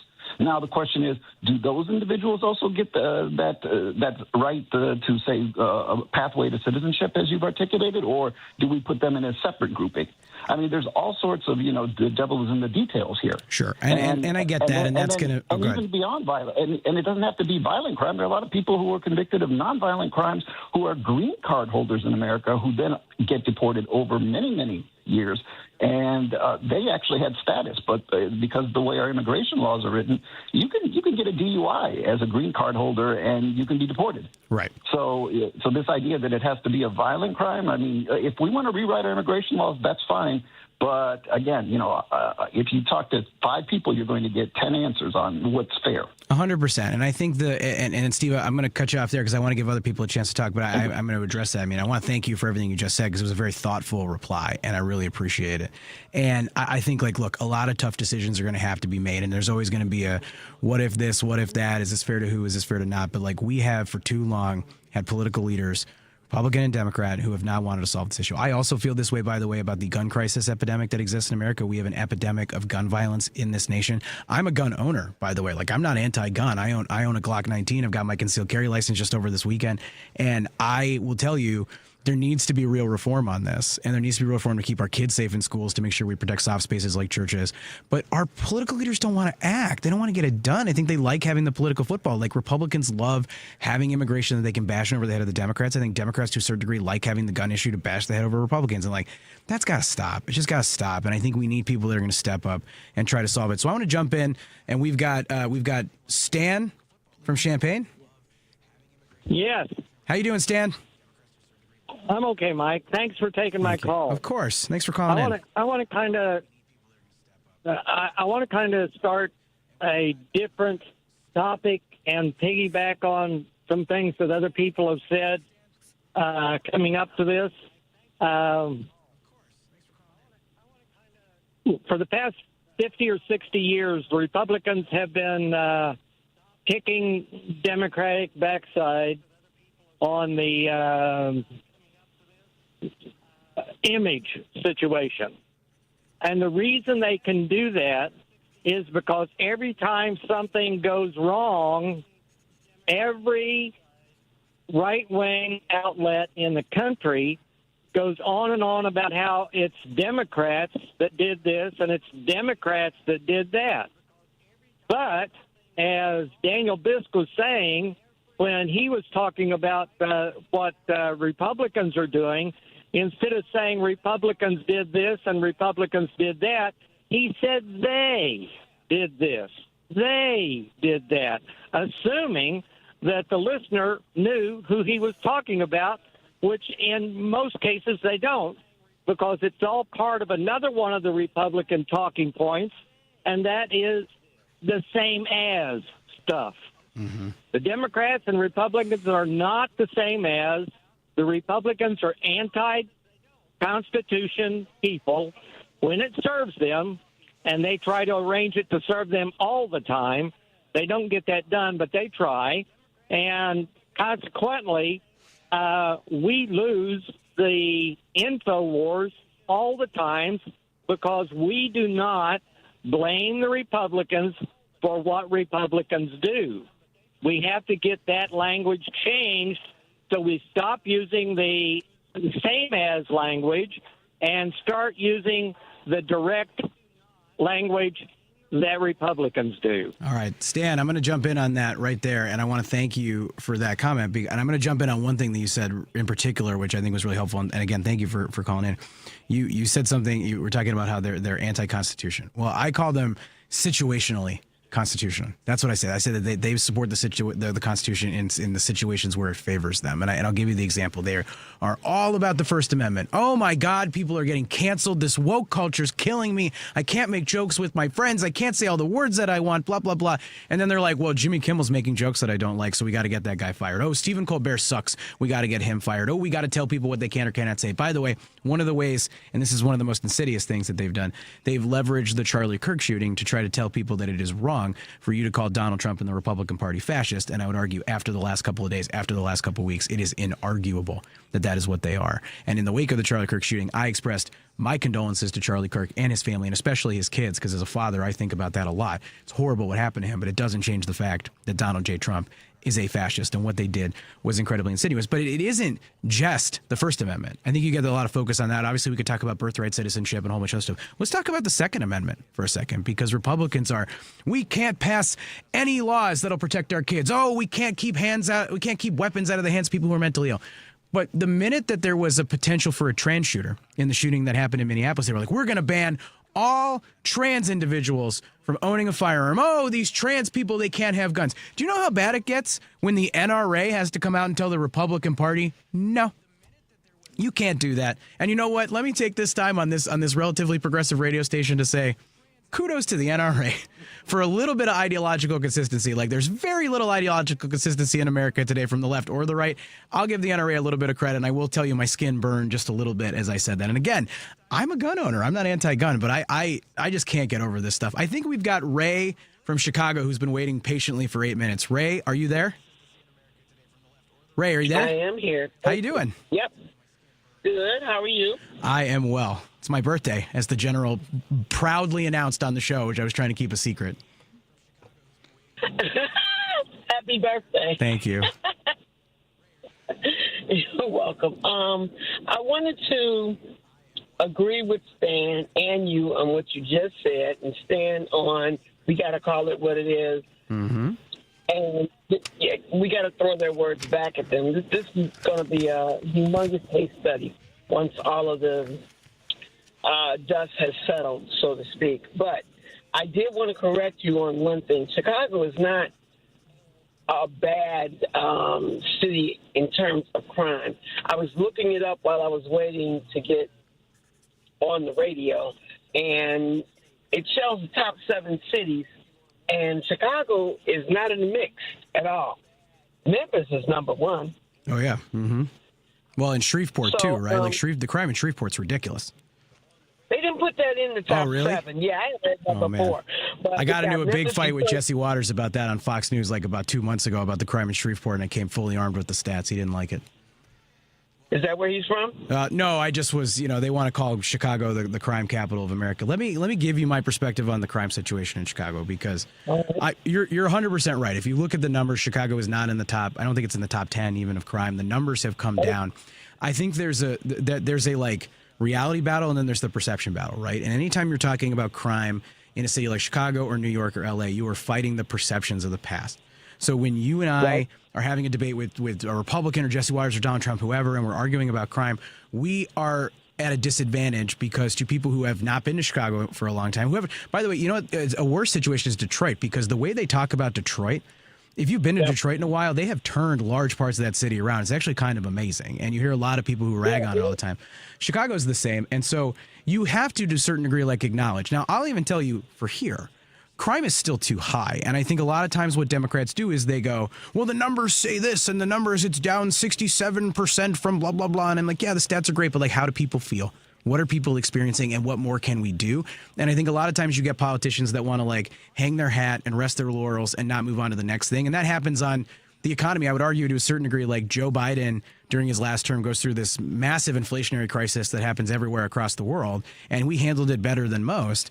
But then we kind of hung our hats on well, we're doing better. And 49 out of 50 Nobel laureate economists telling us our economy is the envy of the world. But an average person sitting at home is my burrito bowl is $30. My paycheck's not going as far. I can't buy a house. So we have to stop getting so bogged down in it, because Republicans play a much more emotional, visceral game. And I think that's what Stan was talking about. I think that's what you're talking about. How do we get to that? So let's blow through the stats. Stats can move people, but emotion moves people. Stories move people. Personalities move people. Obama was such an amazing storyteller.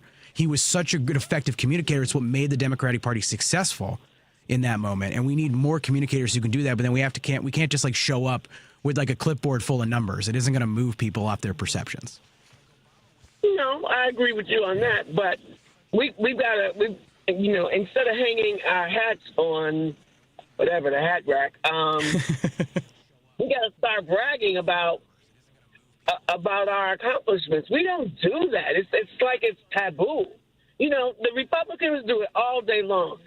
Donald Trump loves to hear the sound of his voice. It's like a lullaby. Sure does. But Okay, so we got to play the same game. Stop being afraid of your accomplishments. You know, I look, when I do something what I consider to be right or good, I treat myself. That's just me. It might be a Mountain Dew. I mean, it might be a little thing, or just patting myself on the back. There's nothing wrong with that. I'm not being a braggart.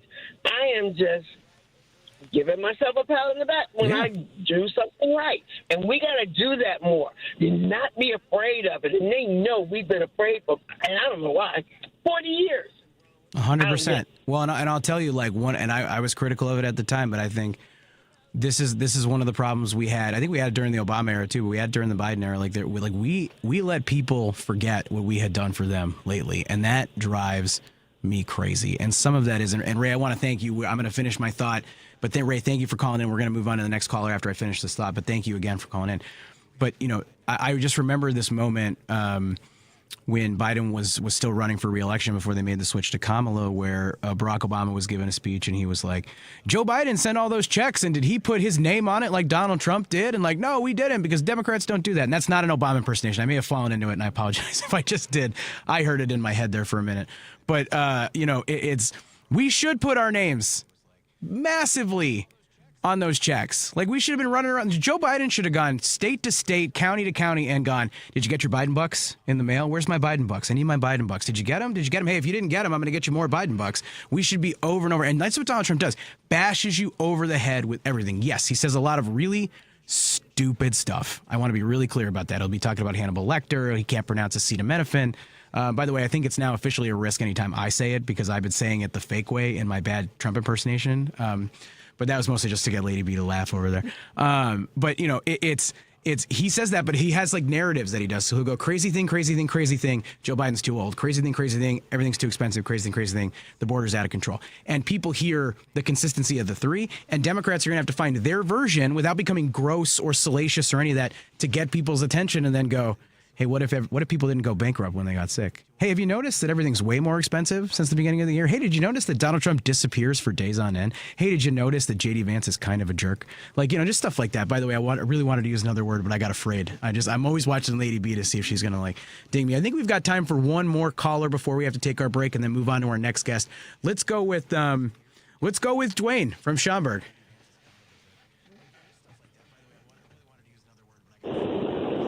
Dwayne, how you doing? Dwayne, are you there? Yeah, I'm here. Can you? Dwayne, I can't hear you. So let's move on, and we'll try Leo in South Carolina.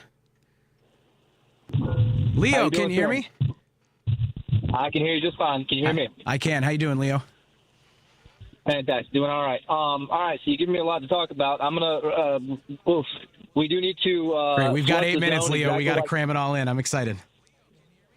Flood the zone like Trump with all of the benefits of the Democratic Party, but also the truth of the Republican Party, the truth about the media. Like, call it like you see it. I watched Erica Kirk's last speech when Donald Trump was falling asleep on the stage, and why is everybody not talking about his health?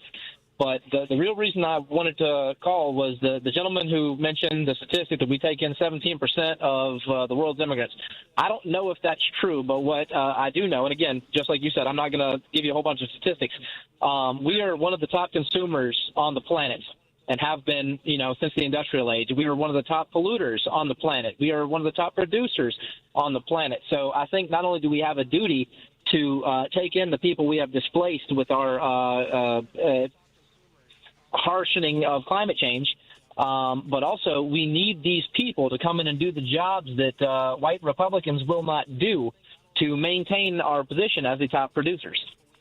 I think, and again, I don't have the statistics to back that up, but we know that's a fact. I did look it up. Like 17% of all international migrants do come to the United States, so that was a real statistic. When I heard it, I was like, "Wow, that's really high." I didn't know that. But like, and I think I thought in my head it was like probably 10 or 12%. But I think you are correct. And you're actually hitting on something that I think is super important here, Leo, which is something that Democrats make a mistake of all the time. We appeal to like that, liberal heartstring stereotype that we have, and we do this all the time, and we don't put things in the context of people's self-interest in this country. So there's a duality to this conversation I think is really important, because you talked about duty. America has so much resources, America has so much opportunity, and we have a duty to bring people in. And I agree with you on that. Like the same duty that brought, the same opportunity that brought my great-great-grandparents to the United States, both the Irish half and the Italian half, who, by the way, were welcomed here with a bit more than a bit of disdain and racism that they had to deal with and navigate their way through in their time. And now I get to be here on the radio talking to all of you and enjoying this because of the sacrifices that they made to get us there. And I remember a story my mom told me about our great-grandfather like eating pigeons on the streets of New York, which is just crazy. But then there's the flip side of that, which is like we need these people to come here. We want them to be here. We need immigrants who come here with new, bold, creative ideas, who want to do the work, who want to raise their family. And it's exactly what I said earlier today to you. It's like, as long as you are someone who works hard, takes care of your family, contributes to society, and every now and again you think about somebody else, you're my brother and you're my sister, and I want you here because those are the core American values. And if we had more people who did that and more people who thought that way, we'd be a heck of a lot closer to the American dream, and we'd be far less likely to be at each other's throats right now, because there is a class of people who want us fighting with each other. And I feel the same about Republicans, by the way. I think I'm going to catch my, like, I'm going to separate out for a second. I'm sorry, Leo, if I'm ranting. I'll give the mic back to you at least one more time, I promise. But, you know, I try to separate out Republican politicians from Republican voters. And I certainly try to separate out, like, Republican politicians with MAGA voters, because they're two different. The MAGA movement's a very different thing. And while they are the loudest jerks in the room, I mean, this censorship, Lady B, I can't say the words that I want. Like, they're very loud, but they're far smaller than you think that they are. And you know, my dad is a 3-time Trump voting Republican. I've had my dad on my show a couple of times to try to bridge the gap there. And I struggle with my dad's choices, but I know him to be a good man. Like, they're my brothers and sisters too. And I get asked all the time, like, Mike, what keeps you going? Like, when I have a low moment, and believe me, I have lots of low moments. They're usually in my private time, not when I'm on the radio. But, you know, I will remind people, like, there's this hospital that's closing in Butler, Nebraska. And I grew up in Omaha, Nebraska. And the Republican budget is going to close this hospital. And the one thing that I know that Butler voted for Donald Trump about 73%. And I know that there are people in that community who are hurting right now. And there are other people in that community who are stepping up to make sure that the people who are not going to have access to the care they need are getting it. And whether they voted for Donald Trump or Kamala Harris, or they wrote in Jill Stein, or they wrote in Mickey Mouse, they're still my brothers and they're still my sisters. I think if we can get to that point and stop doing this thing where we, like, demagogue one another, and then we try not to appeal to one another, and we try to, you know, tug on heartstrings in ways that don't work. I think there's smarter ways to do that, and we can do it without demonizing each other. And I know that was like a big, long rant, Leo, so I'm going to hand it back to you to tell me why I'm right or wrong. I mean, I agree with most of what you said, and you come from a different perspective. I've got some family members that are Trump voters, and to be honest, I have completely cut them off. They are not my immediate family. I will give everybody a chance. Like, I'm in law enforcement. That's what Leo stands for. I'm in law enforcement, so I have a duty to respond to everybody equally. But I'm going to be honest. Like, if you come at me with that MAGA stuff, that's going to change my perspective, and, you know, maybe even change the scene. But I do find it hard to separate, especially like a multiple-time Trump voter. If you were duped once, I don't really trust you, but I feel for you. If you were duped twice or 3 times, you're it. Like, I have no excuse for you. I really don't. Like, I'm not gonna like refuse you service, or I'm not going to necessarily treat you different. Yeah. But I'm also if I have the ability to help you out, I mean, you know, I might not go full-handed. You know what I mean? Yeah. Well, can I jump in there, Leo? Because I want to react to that just a little bit, but right before we get to the commercial break here. And Leo, I'm going to cut you off just because we're going to have to go to commercial break by the time I'm done. So thank you for calling in, and I appreciate it. My view of this is like a multi-time Trump voter. And again, I was raised by 2 multi-Trump voters. God love the 2 of them. To me, I try to look at it from their perspective. Like, I think for my parents are not members of the MAGA movement. Like, the idea of my parents ever wearing a MAGA hat, my dad was also a law enforcement officer, by the way, Leo, if you're still listening. And the idea of my dad would ever show up to a political rally, he'd be like, no, he's not going to waste his time doing any of that. He thinks I'm crazy. I think if we can separate that and just look at it from their perspective, to my dad, it's like, and actually I'm going to take one step back. Andrew Yang once said a thing, this was like right after the election, if you give people 2 crappy choices, they're going to choose one of them. And that's essentially an encapsulation of the American political system, which is that the Democratic Party is wildly flawed and distrusted by a huge portion of this country. And like, I'm a member of the Democratic Party. I'm a proud member of the Democratic Party. I'm going to fight like heck to fix it. And I think the Republican Party is way worse. But I can see being somebody who's trapped in the middle, who's looking at the situation with Joe Biden, who's looking at the situation with Kamala Harris, who's looking at the economy, who's struggling and going, God, I hate Donald Trump. but I feel like I have to punish the Democrats. Like, I can't pull the trigger for the Democrats. Like, I understand that person. I don't agree with that person. I voted for Kamala Harris. I would vote for Kamala Harris 1,000 times. I wish she was president today. If she were president today, I probably would have retired from politics. I don't want to. The general was talking about how he doesn't want to be here in this seat right now. I kind of wish I just like left and started coaching Little League football. Like, I think that would have been pretty sweet, but here we are. And I think it's just people are complicated, and they're more complicated than their voting choices. And I think, again, did they get duped? Yeah, definitely. I think a lot of people got duped. But I also think a lot of people were like, I have two bad choices, and I'm mad at the Democrats, and the party in power gets punished when things are bad, and we have to acknowledge the economy was bad. It's way worse now. Let's be clear about that. It's way worse. But it was bad, and there were a lot of people who were hurting, and they decided to pull the lever for a madman. And again, if we had establishments in the Democratic and Republican Party that functioned, that ran good candidates, that had good ideas to help improve your life, these things don't happen. They just don't. And with that, we're going to go to break. We'll be back with my buddy Carlos from American Opposition talking about the No Kings protest on Saturday. Driving, it's just better in a Porsche. Find yours at the Porsche Exchange in Highland Park. Browse and test drive our extensive selection, like the 2025 Porsche Cayenne. And right now, lease the 2025 Macan for only $949 a month for 39 months. Discover performance like no other at the Porsche Exchange in Highland Park or PorscheExchange.com. $7,469 due at signing. Excludes tax, title, license, and dock fee. No security deposit required. Expires 10/31/25. Remember when they used to ask, what do you want to be when you grow up? At Bank of America, we ask every day, what would you like the power to do? When you work here, you help build businesses, inspire communities, and forge legacies. And now we've raised our U.S. minimum wage to $25 an hour. So the opportunity to do more also comes with competitive pay. Learn more at bankofamerica.com/25. Bank of America, proud to be an equal opportunity employer. This is WCPT telling you how you can shop blue. While Donald Trump is making a mess out of this country, let's take a look at some vacuum cleaners that support the Democratic Party. iRobot. Now, iRobot is a company that makes Roombas. Everyone knows what a Roomba is, right? Those little electronic vacuums that do it themselves. Pretty dang cool. Well, 96% of iRobot's donations went to Democrats in 2024. Samsung. Now, yes, Samsung did donate $374,000 to the Democratic Party in 2024. But that was only 61% of their donations. And there's a handful of vacuum cleaner companies that aren't in the U.S. and therefore don't donate to politics at all. Those companies are Dyson, they're out of the U.K., Shark Ninja, also out of the U.K., Hoover, Dirt Devil, and Roborock, all three of those are out of China. The Republicans always make the mess, and it's always the Democrats who have to clean it up, right? Maybe Donald Trump should step aside and let Roomba and Samsung take over. This has been WCPT telling you how you can shop blue. Eggland's Best, the only eggs with more fresh and delicious taste, plus superior nutrition. Eggland's Best, better taste, better nutrition, better eggs. AP News, I'm Ben Thomas. President Trump says he'll meet again with Russian President Vladimir Putin in a bid to end the Russia-Ukraine war.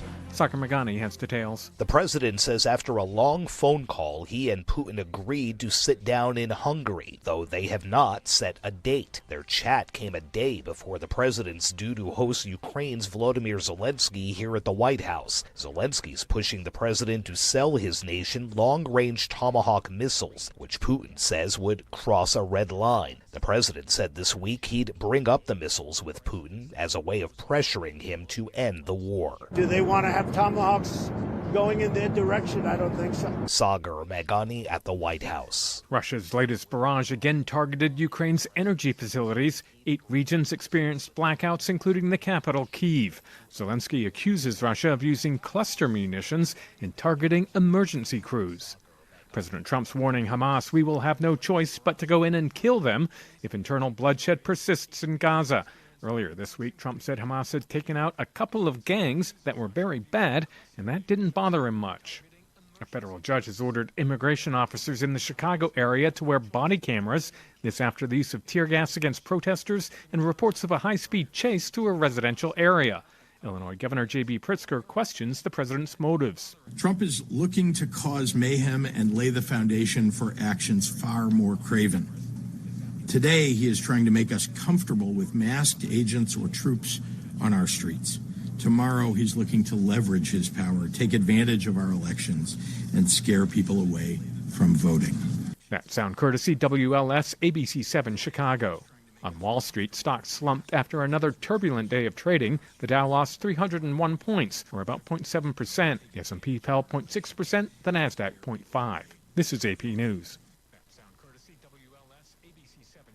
The world's on track to add nearly 2 months of dangerously hot days each year by the end of the century. That's according to a new climate study. Poorer, small nations have been hit far more often than the biggest carbon-polluting countries. Frederike Otto at Imperial College London. It's those countries where you have very big, vulnerable populations that are not adapted to changing temperatures. However, 10 years of efforts to curb emissions of heat-trapping gases have had a significant effect.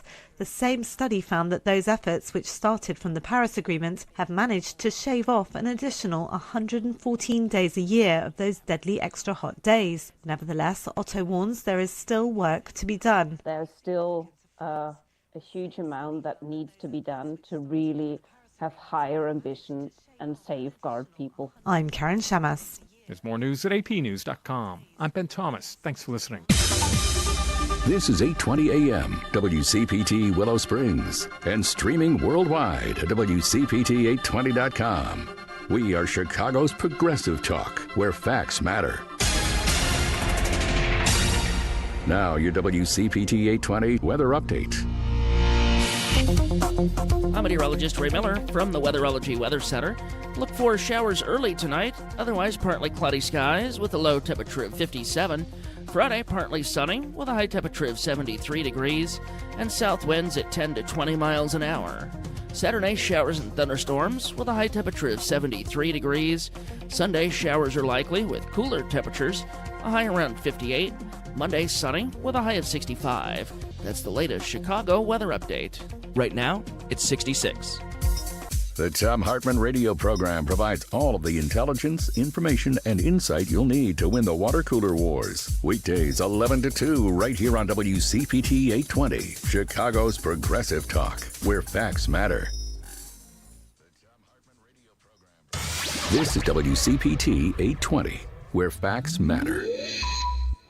Joan Esposito, live, local, and progressive. Filling in today for Joan, Democratic strategist, former senior advisor to Kamala Harris, and social impact entrepreneur, Mike Nellis. Hello, everyone. I'm very glad, man, I can talk. You can tell I've been going for 2 hours already. I'm very glad to be back with all of you, and I'm going to be joined right now by my good friend, Carlos Alvarez-Aranyos, who is the founder of American Opposition and one of the leaders of the protest movements on the streets right now. And I wanted to bring him in today to get his perspective on the No Kings protests that are happening all across the country on Saturday, because Republicans are losing their minds about this. Carlos, how are you, buddy? Doing well, Mike. Thanks for having me. Are you hanging in there? It's been like a challenging month.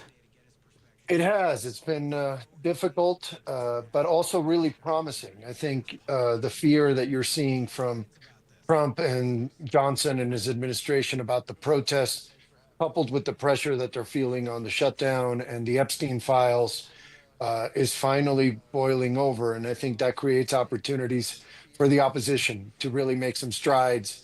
So yeah, excited to join you and to talk about what's going on. I think so too, and I want to start by establishing your credentials here, because one, you are one of the early leaders of the protest movement on the ground at the beginning, at a time when most Democrats, in my opinion, were I don't know, what's the right word? Like a paper bag floating through the air. They weren't getting anything done. I don't know. That's a bad metaphor. But like Democrats were not meeting the moment, and you're one of the people who stepped up, along with other leaders from like Indivisible and other groups who did that too.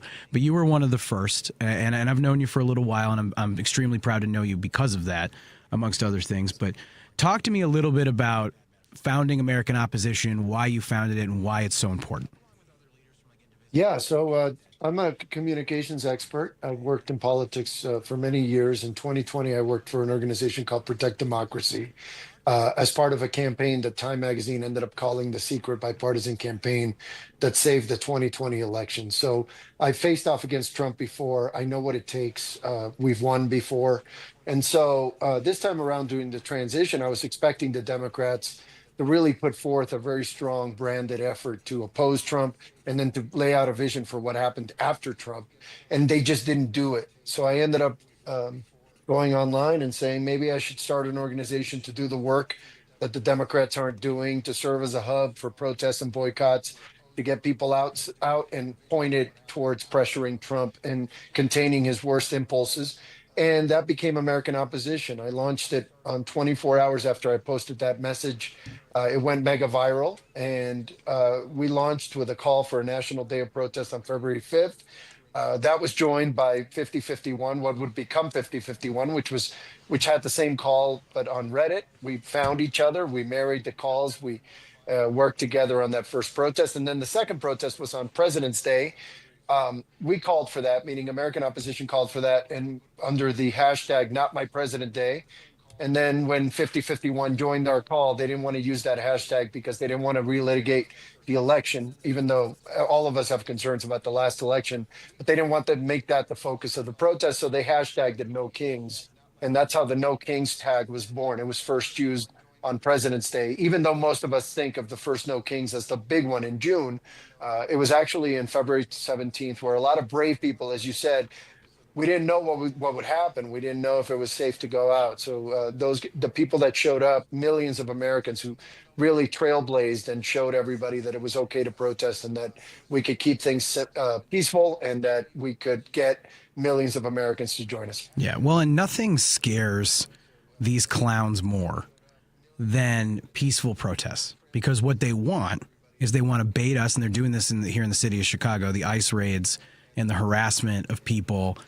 And especially, not especially, but including peaceful protesters, is designed to cause violence so that they can then justify what they say about Chicago, so that they can use the Insurrection Act, so that they can bring more military members here to essentially, I guess, occupy it. I don't know how else to describe it. So if you look at the language that major Republicans up to, and including today, Carolyn Leavitt said that the Democratic Party is filled with Antifa, and they're all, everybody who's showing up to the No Kings protest this weekend is all paid. They're all domestic terrorists. Like, this is the language they use about their fellow countrymen and women who are standing up against this fascism. Like, give me your reaction to the obvious, and I think weak, intimidation coming from the White House about the No Kings protest this weekend.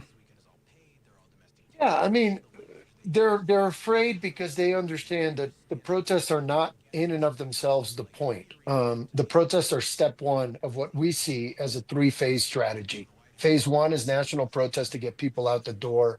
Phase two is direct action, where we translate that energy into pressure at their homes, at their offices, at their district offices, for all ineffective Democrats and vulnerable Republicans. And then finally, the phase three is a slate of candidates that we actively go out and campaign for and support, both to turn over enough Democrats to make the Democratic Party more popular and effective, and then in the general election to replace simply as many Republicans as possible. So we have a very clear strategy. I actually was interviewed by Boing Boing, the famous blog, and we laid it out. And I think No King scares them because they understand that the greater the participation in the national protest, the more power we then have to put pressure downstream. And so we're expecting tens of millions, over 10 million people to show up. And that would make it the largest protest probably in American history. And then that then fuels our ability to do more stuff. We're going to be American Opposition is partnering with an organization of women called the Handmaid Army. We're going to be doing a direct action in D.C. where they're going to be visiting Congress. And these are women who dress up like handmaids. Yeah, and I've they seen deliver very strong messaging around women's issues and around civil liberties. And then on November 22nd, we're going to go even bigger in D.C. and we're going to try to flood D.C., to literally put as many people in the city as we can. And these are all preludes to bigger actions. But again, I think it scares them because they realize that the more people show up every time, it shows that we have the momentum, that it's on our side. And the peaceful persistence is our power, because, when you see people dressed up as frogs or saying, "Arrest me, daddy," to the police officers, that the introduction of that humor actually inoculates against violence, because it's very tough to claim that protesters are violent when they're wearing frog suits and when they're, mocking the police in that way. And so I think all of these things are coalescing. And as you said, it's not just us. It's not even mostly us. We're a small spoke in a big wheel, but indivisible 50-51. So many groups that have stepped up and built this movement push this movement. And now we're in a place where we're scaring the crap out of them. And you can see that. And that is a really, again, it goes exactly with the strategy that we laid out at the beginning. And what gives me hope is that our strategy is working. Despite a shortfall in fundraising, we haven't been able to raise a bunch of money. We haven't been able to really recruit Democrats in the way that we thought we would. Chuck Schumer, Hakeem Jeffries have been very difficult challenges for us rather than allies. But in spite of all of those challenges, we're still seeing exactly the result we would have predicted. And that's a really heartening thing. Yeah. And I've talked about this before, and I've talked about it with you on this show last time I co-hosted, I believe, or last time I guest hosted. The value of having a strong opposition party, which I would argue, I mean, for a little bit of inside info for folks, is like Carlos and I have known each other for a little while. I think right around a couple weeks after the election, I had written some long treatise about everything that was wrong with the Democratic Party. Carlos, you remember this? Yeah, I do. Yeah, and I sent it to you, and you were excited about it, and then we like went back and forth on it for a little bit. And I would argue to a certain degree that was one of those moments where you and I split ways in a good way, like not in a bad way. It was like, I think that was one of those conversations that for me ultimately led to me founding my Substack Endless Urgency and getting more into the content creation space and going on Fox News, doing all the stuff that I'm doing to push for a better Democratic Party and push for a better message and better messengers. And you went in the opposite direction. I've said this for so long. You and I actually have a show on Substack that we do usually about this time. We're usually on Substack Live. And instead we're doing this radio show because I agreed to fill in for Joan. It is so important, in my view, to have a strong Democratic Party that fights and push back for the American people. And I think you're seeing that in the shutdown. I don't think the shutdown messaging is perfect, but I think they're batting 300 instead of 400, but they're doing quite well in my opinion. And then having people who are out in the streets. So the 1-2 punch of Democrats out there effectively communicating on the economy, on the shutdown, on healthcare, on Epstein, having Donald Trump on the run, plus 10 million people in the streets, that makes a huge difference. And it softens Donald Trump's power, and it makes it harder for him to consolidate and use that power the way that he wants to. And I want to get your reaction to that. I mean, I think that's true. You and I don't differ on that in the sense that I want a strong Democratic Party. In fact, I maybe need one more than you do in the sense that, and I don't mean that you personally, I just mean that the perspective of continuing to govern under the existing system requires less strength from the Democrats than what I'm proposing, which is the impeachment and conviction and removal of Donald Trump. That requires supermajorities. It requires Democrats to recruit Republicans in ways that they haven't been able to. They haven't been able to make this fever break. Well, and oftentimes haven't even tried is the other thing too. Right, exactly, and that's my point. Is like we live in the negative space, so we don't know what would have been possible had the Democrats been doing proper communications on Trump since 2016 or before. And so, you know, we're blind to what would have been possible, and we just assume that Republicans are not movable. And what I always tell people is, you're even seeing that Joni Ernst just retired. A lot of people are looking at the polling and realizing that they're not going to win, and that it's not worth campaigning, and that they're going to retire. Other Republicans are going to be in a tighter race or whatever, and they're going to be more amenable because ultimately politicians are very, very self-interested. And so we can leverage all those things, but the Democrats have to start from a position of doing like just basically good communications so that at least they're not a challenge for us. Because we can do better communications than the Democrats, and that is because they're institutional, and ultimately they're married to a patronage system which needs to change. But as long as they're married to that system, they have very little incentive to move away from it, because that's the place where they feel important and where they feel safe. And politicians are all about feeling important and feeling safe.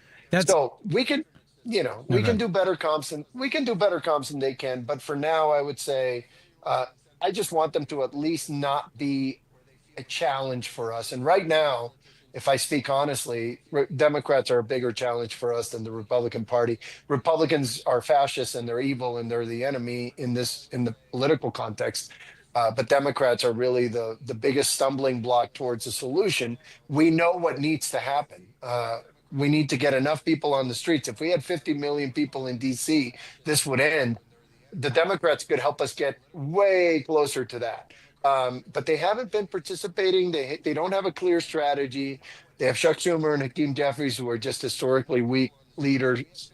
And until they start fixing some of those issues, I think it's going to be really hard for us to navigate our world because we just don't know what the Democrats are going to be doing to roll back our progress, on a daily basis. I want to drill in on one thing that you said that I think is super important to me when I think about the new version of the Democratic Party. When I interviewed Maxwell Frost on Friday, we released it at the beginning of this week, and he said something to me that was there really is no Democratic Party establishment anymore. And I think that is super true, which what it tells me is that there's a jump ball for the future of the Democratic Party at this moment. And I really do believe that is true. We are building a new Democratic Party every day. And unfortunately, it's weak and it's messy. But if you look at it, 10 months ago to today, I think we're in a better spot than we were. Not that it's perfect, to be clear. And you and I have talked to death about all of the issues in the Democratic Party. But you talked about institutionalism and politicians clinging to it because it's safe and it makes them feel powerful. And I think this is a tremendous issue in the Democratic Party. And I spend a lot of time on my show. I spend a lot of time in private conversations screaming at people, maybe not screaming at them, but shouting at them that we cannot run technocrats for office, that we cannot elect a technocratic president in 4 years. I believe Democrats will have a very good chance of winning the presidency 4 years from now, given the state of the economy and the state of this administration. But if we elect somebody and all they want to do is rebuild the system as it was, the system that, in my opinion, created Trump, because Trump is a symptom of the system. He is not the reason the system is broken. He's not the reason our politics are broken. They were broken before him. A lot of politicians didn't want to admit it. And if we had a healthy version of this American democracy, he would have never gotten elected in the first place. So he would have never ascended to the Republican. If the Republican Party had been institutionally healthy, he wouldn't have been able to hijack it the way that he has. So if we try to continue to be a technocratic party that cares more about structure, systems, institutions that are failing the American people than actually delivering for the American people and delivering a democracy that people can believe in, we're going to get creamed even worse 4 years after we might win by somebody who's going to be an actually effective authoritarian. And that's what scares the heck out of me. It scares me too, because this doesn't just happen in politics. I'll give you an example. In our protest movement, when we launched the protest movement, I think I called and what would become 50-51 called for the protest. The first one kind of at the same time. We eventually found each other. We married our efforts. They took on, to their credit, a lot of the stuff that I wanted to do. I took on some of the stuff they wanted to do. It was very easy because we were both just aligned on our mission, and we were volunteers. Nobody was getting anything other than just the product, right? So the first two protests were like that. Ever since then, we've been battling that institutionalization, even within the protest movement. As people feel more safe, sort of old school institutions start to get involved. And rather than continue the trend of being aggressive and being forward leaning, they tend to want to pull people back, either because they have like C3 or C4 tax statuses, or because they're just naturally responded to their donors who are more hesitant, or because they don't want to get on Trump's bad side, et cetera. And so these are people with good intentions, but they're limited in what they can do. And by virtue of their limits, they kind of set limits on the movement as they join it. And one of the biggest challenges we face as American opposition is that we're sort of the more aggressive, variant within the movement, where we want to be aggressive in what we do. But we constantly feel this tug of these sort of mainstream organizations. And the more who join, the harder it is, because the institutionalization grows. And so I think every system tends to err towards safety and towards, I don't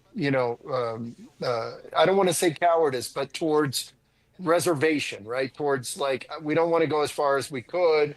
We don't want to push the limits too hard, et cetera. The problem with that is that in this system, both politically and out in the street, the only way we're going to beat Trump is if we're all in an aggressive, assertive, take the power of the American people, turn it into action, get in people's faces, demand the results that we want, elect them out of office, kick them out of office, get them impeached, whatever the case may be. All of these things require an aggressive response from the American people. And so I think what you're pointing to is a broader problem than just with the Democratic Party. But the Democratic Party has been sitting since really the end of the Clinton years, has been sitting in that and just wallowing in that.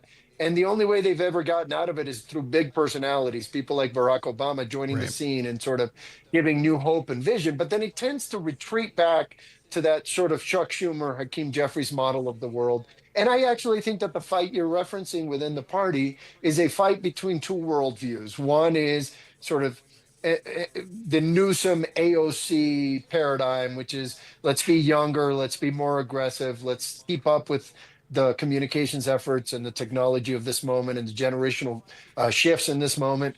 And then the old school method, the sort of Chuck Schumer world, where people are just kind of falling back and trying to rebuild the party of Clinton. And those people tend to listen to like the same comms people that Clinton had, that then Obama had, that Biden had. They tend to listen to those same counselors. They tend to follow those same ideas. And frankly, the Republican Party has been running circles around that vision for years now, at least when it comes to communication. And it's going to be really tough for us to get out of that paradigm with that same old manner of thinking. And so shoving this party into the 21st century is a central part of our mission. We're going to do that through a strong primary season. We're going to put together a slate of candidates. We're not happy about what we just saw in Maine. We're not happy about the tendency for the establishment to protect itself. But we're going to overcome that, and we're going to essentially do what the Tea Party did to the Republican Party. We're going to do it to the Democrats, but in a way that makes them better, not worse, and that delivers us a party that is actually capable of taking on Donald Trump. And as you said, maybe not getting him out of office or impeaching him, but at least limiting him. Can I want to jump in on that, like on 2 points. One, you talked about why the party continues to retreat. And be more safety, and that is about incentive structures, which I only have a couple more minutes for this conversation. I don't want to go down that whole rabbit hole because you and I would need like 2 hours to talk about incentive structures in American politics. But I think the way, and you and I have talked about this before, but I think it's valuable for the audience to hear the differences. Part of the reason, so the folks know, I like talking to Carlos, and I have a show with Carlos every Thursday because Carlos sees the world dramatically differently than I do, and he pushes me to be a better, stronger strategist because of it. So I value the fact that he and I disagree. Now I'm going to tell you where we disagree at this moment, which is that I think you described the world in the Democratic Party as this like AOC, Gavin Newsom, we're going to get younger, we're going to get more aggressive versus, this moderate Chuck Schumer, Hakeem Jeffries wing. And I don't see it the same way. Not because that's about ideology. Now, to be clear, I don't think Gavin Newsom and AOC share an ideology, to be clear. I think Gavin's that's why I use those two examples. I think I want to be clear. Younger across the spectrum. Yeah. But it's, to me, it's more about how are we going to use power? How are we going to communicate? Who can throw a punch? Who has something interesting to say? And if you look at across the party, there isn't necessarily a lot of ideological consistency in terms of who's rising to the moment in this. Like, yes, you have somebody who is all the way to the left in AOC, who, is in my opinion, rising to the occasion. Gavin Newsom is a much more establishment member of the party, but his social media and his presence with the proposition that they're doing for the gerrymandering has allowed him to sort of take over a new lane. But like, he's an establishment politician. Like, if he wins the Democratic primary, that's a win for the establishment relative to AOC. So I just want to point out sort of where I see that. Or like somebody like Mallory McMorrow, which I talk about to death, is like, she's my favorite person who's running for office right now because I think she's the best candidate that the Democrats have fielded in any race. And a lot of the establishment doesn't like her, even though she should be like a good fit for them. Doesn't make a lot of sense to me. And I want to add a thought, and then Carlos, I'll give you the close. We have to be out at 4:29 here in about 3 minutes. But you mentioned Maine. I shared this thought earlier today. I did Steve Schmidt's show, The Warning, and I shared my thoughts on Maine. I'm not working that race. I don't intend to work that race. I really like Janet Mills. Now, I think she's an amazing governor, and I think she's an incredible Democratic leader. I have the same concerns that a lot of other people have about the race. I want to be clear about that. And a lot of people are reflexively getting really excited about Graham Plattner because he's shooting great videos and he's talking in a way that people don't see Democrats talk about. And the concern that I expressed for there, I don't know which candidate's going to win that primary. I really don't. And I think primaries are good because let the voters of Maine decide who they want their Democratic nominee to be. You now have two competing visions. Both candidates are going to have more than enough money. Like, Plattner's raising money hand over fist online. He's going to be well funded here. So that's going to be good. That's good and healthy for the party. The concern that I have here is obviously, like, you have Mills, who you know what you get. You know what she believes in. She's been elected statewide before. I can understand that line of thinking from the Democratic Party establishment. I can. The age thing notwithstanding, because I do believe it's a real issue. With Plattner, I think the concern is he has come out of nowhere. I don't know anything about that guy. And even today, like, there was a CNN dump of like some things he had said on a Reddit forum that they had deleted. Most people are focusing on some of the, some silly stuff about him being a communist and stuff like that, which I don't really care about. But there were some things that he said today about rural voters that I think in a state like Maine really hurt him. And so there's a vetting question for me. And I think every now and again, not even every now and again, every election cycle, there's like 2, 3, 4 internet candidates that pop up out of nowhere with the same group of consultants, and they raise a ton of money online, and those consultants make a ton of money.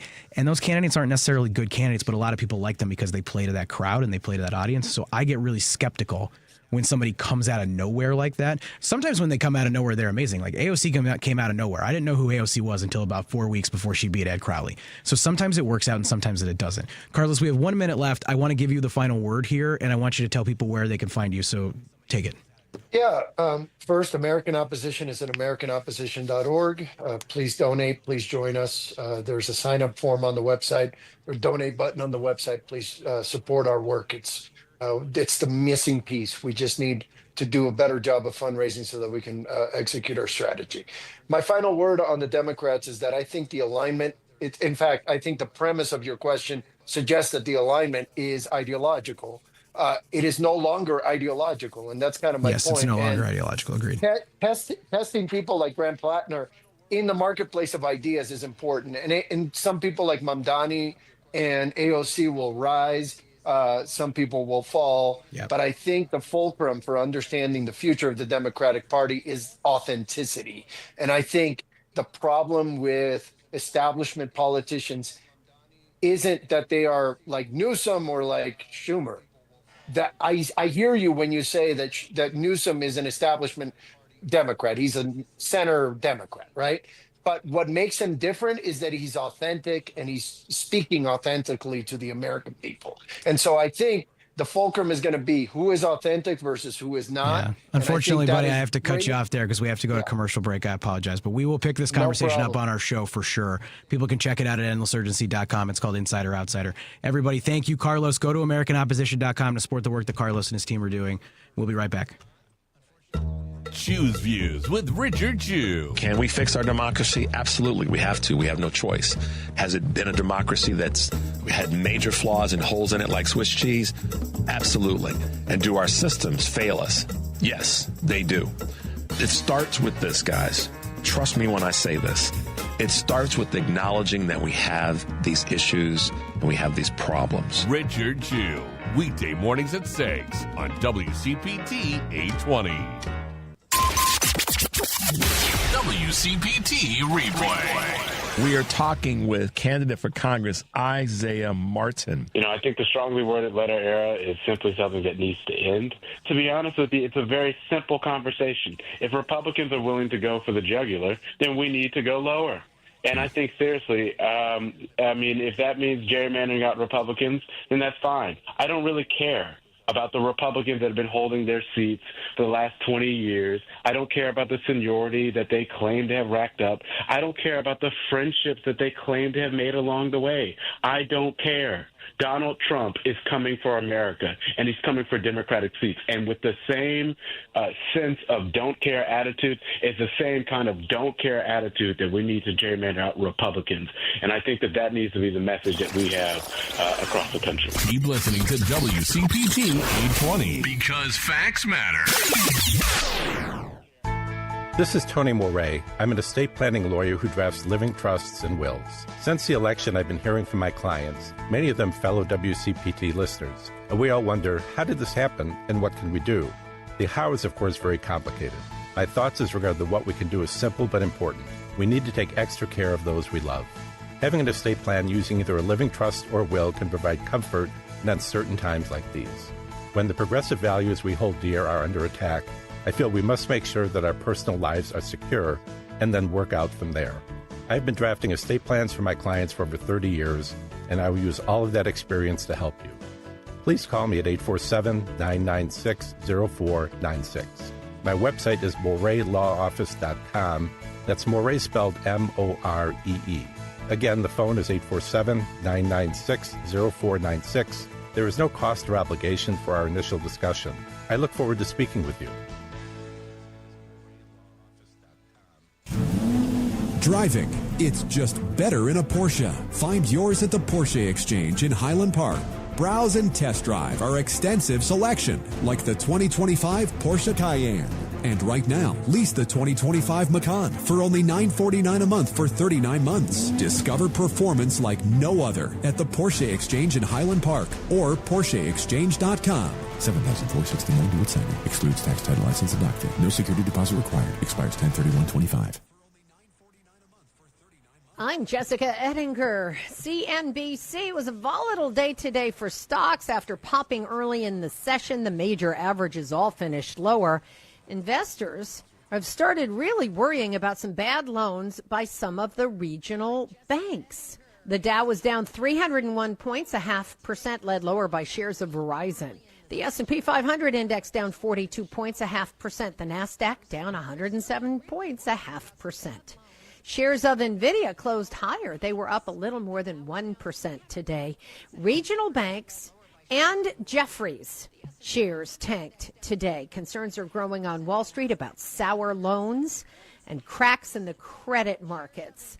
Zions Bank, among the hardest hit, it revealed a bad loan in a filing. President Trump saying, yes, we are in a trade war with China. China says it's open to talks. Jessica Ettinger, CNBC. Hear the CNBC business updates each weekday at 9:30, 12:30, and 4:30. Now your WCPT 820 Chicago weather update. I'm meteorologist Ray Miller from the Weatherology Weather Center. Look for showers early tonight, otherwise partly cloudy skies with a low temperature of 57. Friday, partly sunny with a high temperature of 73 degrees and south winds at 10 to 20 miles an hour. Saturday, showers and thunderstorms with a high temperature of 73 degrees. Sunday, showers are likely with cooler temperatures, a high around 58. Monday, sunny with a high of 65. That's the latest Chicago weather update. Right now, it's 66.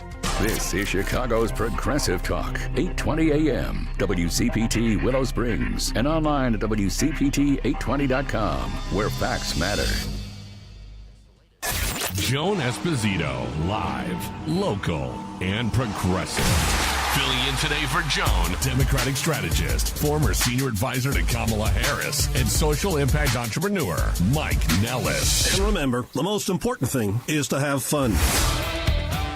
We like to have fun over here, and I got to tell you, Lady B, that is my favorite of all the beats that you put down for the show. That is just incredible stuff. So I have a couple of housekeeping items I need to take care of, and the first one is to go through our sponsor for this episode. If you are having trouble keeping up with your bills, it's time to call Team Hochberg, your trusted local lender, about a fresh start debt consolidation mortgage.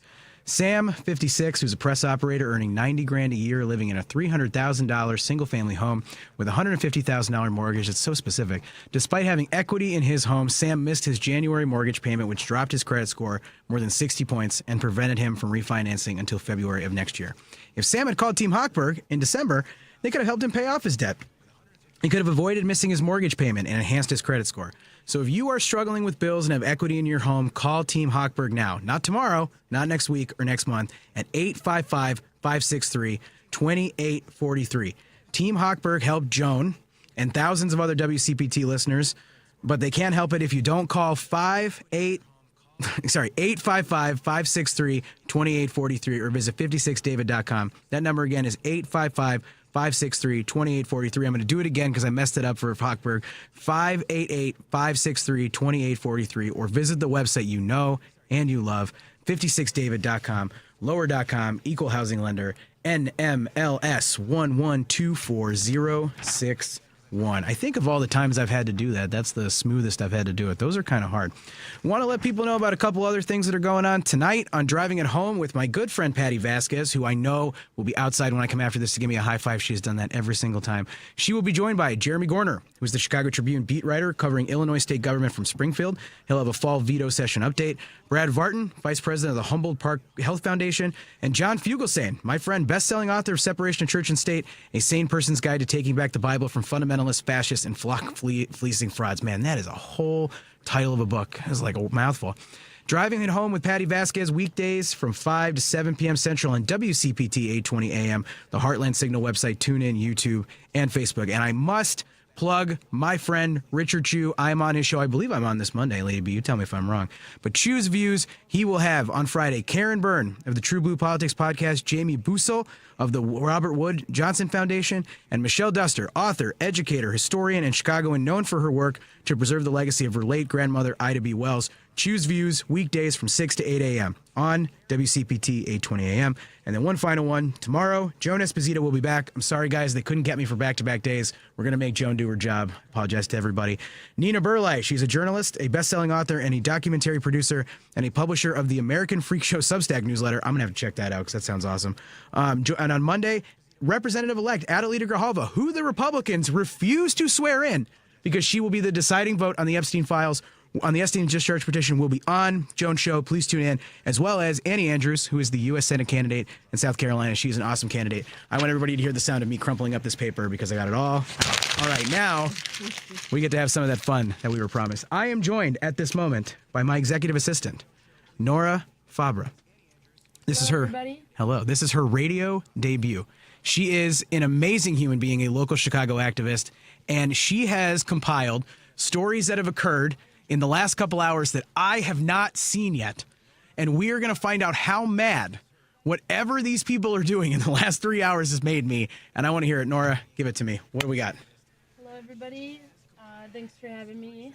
A special shout out to Lady B for showing me the cough button. I did not know that existed until about 5 minutes ago. You would be shocked how often I cough. You'd be shocked. But in other more pertinent news and updates, Mike, did you know that John Bolton has officially been indicted on classified document charges? Oh my God! Why do they make me have to defend the worst people on the planet? And honestly, they're not the worst people on the planet. But I want you to go back in time. For real. By the way, it's not a prepared monologue. Go back in time 20 years and explain to 18-year-old Mike Nellis on his birthday, by the way, since they managed to get that in there. I try to keep that a state secret. 20 years ago, I'm 16. I'm protesting the Iraq War. There's probably few people on this planet I dislike more than John Bolton. And 20 years later, I'm going, darn, they indicted him. I can't believe they indicted him. This is insane. This is like defending James Comey, where it's I was so mad at James Comey for essentially delivering the presidential election for Trump. Inadvertently, it would seem, and now he's indicted. They make me, what are they indicting him for? Documents? Yes, they are. They are indicting him on mishandling of classified documents on 18 counts. I mean, the irony of Donald Trump, of all people, for mishandling documents when they flooded his bathroom to hide documents from the FBI. That's insane. It is insane. Yeah. I don't like it. And supposedly, Donald Trump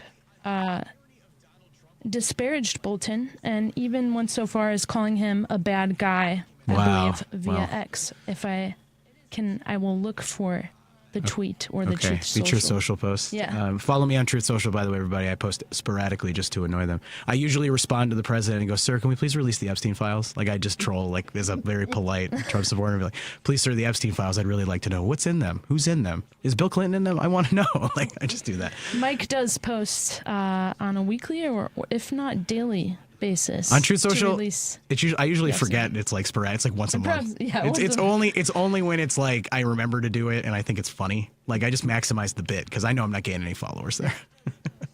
What else we got? Anything else? We sure do. Just one moment. Oh, and Lady B, Stephanie Miller says she can join the show if we want to add her into this. But maybe we'll give Nora a chance to do the rest of her story, and then we'll do Stephanie for the last 10 minutes. Sure. So in other news, Argentina is obviously getting that $40 billion Woohoo. bailout. And man, must be nice. Yeah. I should start a failed country and say nice things about Donald Trump. Maybe I could get some of that government money. I think that'd be great. And with that, we can see certain parts of the MAGA coalition fracturing. Ooh, who's mad? I mean, Marjorie Taylor Greene. Okay. Resistance hero, Marjorie Taylor Greene. Yeah. If Stephanie Miller were on the show right now, I would play the sound effect. She'd go, "Free heroes of democracy." That's what she does anytime. When I come on, that's what she does. I honestly don't know how to feel about Marjorie Taylor Greene lately. You don't like it? I'm not sure. Yeah. Well, No. so my view. I feel like I'm in a very weird timeline. Yeah. Where things just stop making sense. Yeah. Well, I host a weekly show with Joe Walsh, so I don't know what to tell you. With MTG, I think she's reading the political tea leaves. Like, she sees the same polling and information that you do. Like, the economy's in trouble. She wants to run for president. Like, Pat Dennis, who's the founder of, or not the founder, but the head of American Bridge, which is an opposition research group, was on my show yesterday. And, you know, he was pointing out, like, she wanted to run statewide in Georgia. She wanted to run for Senate against John Ossoff, or she wanted to run for governor, and they told her no, and they kicked her out. So I think for her, she's like, I don't want to be in the House anymore, because being in the House is like one of the worst jobs. It's about as bad as being vice president at this point. She wants to run for president. So I think she is seeing the fractures in the MAGA coalition. And I think she does have, which is an odd thing to say, I think she has like one foot in reality, or at least like one pinky in reality, to the point where she's like her kids are grounding her a little bit. I do kind of buy that part of it, but she's not an ally. Let's be clear about that. She might be a useful idiot for us right now relative to framing Trump. Yeah, I agree. I don't know if, well, perhaps her kids are keeping her in touch with reality, but I would say her constituents are. I would assume her office phone is blowing up on a daily basis. Well, she represents a pretty working class Republican district, so it makes sense to me. Definitely. You have a third story too, right? I do. Okay. You look, guys, if you could see the eating grin that she just shot me, she's very excited about whatever she's going to tell me right now. We conceived of this bit like 2 minutes before we came on, by the way, everybody. We did. Mike put me in the hot seat. I actually saw him in the hallway. Well, I've been trying to get Stephanie Miller to come on. And what I was going to ask him was, does WCPT radio have stickers? And before I could ask that. Do they have stickers? I don't know. Am I missing a bit? No, but before I could ask you the question, you're like, hey. Oh, that's what you were going to. Oh, so you were going to ask me, and I impulsively said yes. That's funny. That's funny. So yeah, in other breaking news, there was also the recent fall of Mitch McConnell. Oh, yeah, I did see that one. It's really too bad. Boy, I'm live on the radio right now. I mean, look, I don't want anybody to get hurt. Like, I don't, you knew what you were doing. You just, I mean, look, I don't want anybody to get hurt. It's sad. I think we've all had relatives that have become diminished, and it's not. But again, it's part of a broader, why the hell is he still in the Senate? Why is Chuck, this is the one that drives me crazy. Chuck Grassley is older than the invention of the chocolate chip cookie. That's how old he is, which, by the way, I want to put that in the context for everybody. Abe Lincoln never had a chocolate chip cookie. That's the way I always think about that. Really? And I'm like, yeah, no wonder he was so dour half the time. It's just ridiculous. Well, I hope he's okay. Is he okay? Yes. We don't know. I don't know. Can I tell? I have a story, and then we'll bring on Stephanie Miller. So you were giving me some crap earlier today for not drinking water. She bought me a water bottle, and I fainted once on the day of Donald Trump's State of the Union address this year. I was at the bottom of the Capitol, and turns out I forgot to drink water all day while I was running around the Capitol shooting content for people and helping the Democrats. And I fainted right in front of Congresswoman Lauren Underwood, which is super embarrassing in and of itself. And so I fainted, and I never lost consciousness, but then they wheeled me. It was the most embarrassing thing ever. They wheeled me into they have a little small medic station at the bottom of the Capitol, and I was just with it enough to go, how many times has Mitch McConnell been down here? That was I was so mad. And anytime I'm hyper embarrassed, I become Chandler Bing from Friends. I have to joke about everything because I just wanted to get it out of my body. So I feel pretty good about that in the moment. Nice. Let's bring on Stephanie. Stephanie Miller, how are you? Really? You're going to just shout out Mitch McConnell's name before you talk to me? Well, I mean, which of the many people that anger you would you like me to bring up? Stephen Miller, Steve Bannon, Donald Trump? Listen, I'm still mad about what happened to Howard Dean in 2004. Do you want to just get real deep on the hits? Oh, my God, Mike, I'll die mad about Hillary, about Kamala. I have so many layers of mad that I will die with. But yeah. I laugh anytime somebody's like, let's get into a fight about 2016. And I'm like, let's get into a fight about 2004. I'm really mad. Listen, my Chicago hero, I am so excited to be on WCPT with you because you know what? Yeah, mad props to Chicago. I've lived in Chicago. I'm like, you don't F with Chicago. They're not going to put up with this nonsense, man. Nope. They've been drinking all day at the Billy Goat Tavern. Don't F with Chicago. Which Billy Goat Tavern, though, that matters. There's 12 of them, and only one of them is legit, in my opinion. I mean, some ass is going to go down. That's You're right. going to get hit with some deep dish pizza. Don't come for Chicago, man, right? But you know what? The people of Chicago are doing such a great job of like not getting violent. Like this is like really smart, organized protests. And you know, Nora, you should give your perspective on this. But like, I feel like we're seeing. And by the way, Stephanie, like Nora, who's my executive assistant, is joining the show here. So I just want to let you know that she was here. Hi, Stephanie. It's nice to. Oh, hi, Nora. I'm so happy to be in a three-way with you. Yeah, likewise. I'm so happy to be in a three-way with you and Mike, who's equally hot. Hello. Hello. Phrasing. Just wanted to get that out there. Okay. But, you know, we're seeing the worst of what humanity has to offer with what the Trump administration is doing in Chicago, but we're seeing the best. And Nora, I think you should give your perspective on that. Yeah, sure. For folks who obviously don't know who I am, or my background, I was born and raised in Chicago. I grew up on the north side, right in North Center, like Irving, Lincoln, and Damon, by Orange Garden, if you are familiar with that infamous or famous Chinese restaurant. I did used to work Nora, Yes, Stephanie? I lived as a Polak. I lived right off Pulaski. Nice. When I lived in Chicago, I lived right the off way Pulaski. you said Pulaski was so crisp in that accent. I could oh my hear God. the nasally, your That's so nasal good. passages in that pronunciation. like a character on All in the Family in the 60s. I loved it. Yeah, I hosted Morning Drive on WCKG, the home of rock and roll in Chicago, Let's everybody. go. In the 80s, Nora, in the late 80s. And I bought a place right off Lakeshore Drive, and then I immediately got fired by WCKG, as you do. Right when I was like, oh, well, I just bought a place here because you remember? Okay. Anyway, I'm not bitter, Mike. I'm not bitter. No, you should be bitter. You've showed them. Anyway, Nora, Nora, I just wanted you to know my Chicago props, man. I've lived in Chicago. I believe you. I want to know, how do you both pronounce Paulina? I want to hear it. Paulina. Yeah, that's I every time I see it, I'm like, because I'm not from here. I've like adopted this place as my hometown, but like, you gotta say Devon, not Devon. No, just no way. All right, finish your story, though, Nora. Yeah, so I mean, I used to work for the city of Chicago. I formerly worked for Alderperson Andre Vasquez with the 40th Ward.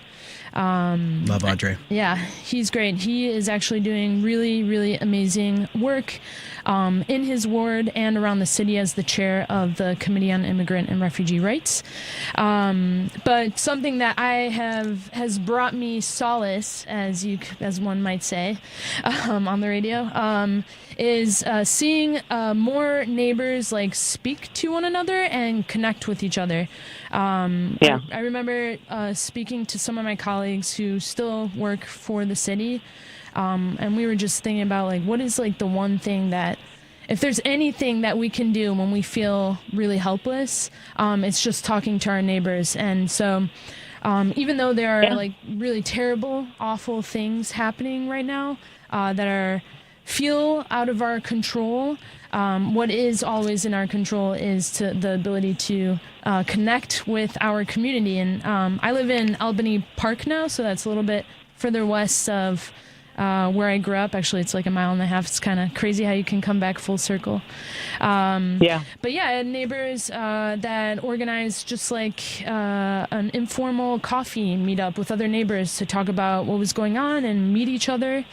And I sincerely enjoy that. I like to tell people that I'm really good with parents and I'm really good with neighbors, and I really love hanging out with neighbors and meeting new people on my block. I have to guess you did a lot of babysitting, if that's what you're saying. Nora, I have to say, one of our absolute ever favorite sexy liberal shows was in Chicago for the DNC, where we had Governor Pritzker and Jamie Harrison and Jan Schakowsky and Jill Winebanks and Mark Hamill, and it was just, you remember that feeling we had at the DNC, Mike? We can get that back.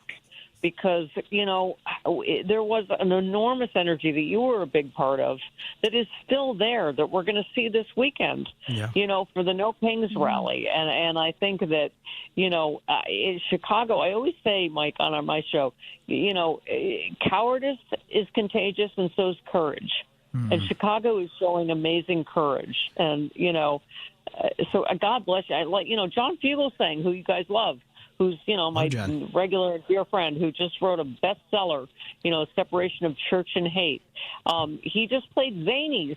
I played Zanies in the 80s. Like, that was when the big comedy boom was, the Improv and the Funny Firm and Zanies and all of those comedy clubs, in the 80s when I lived there.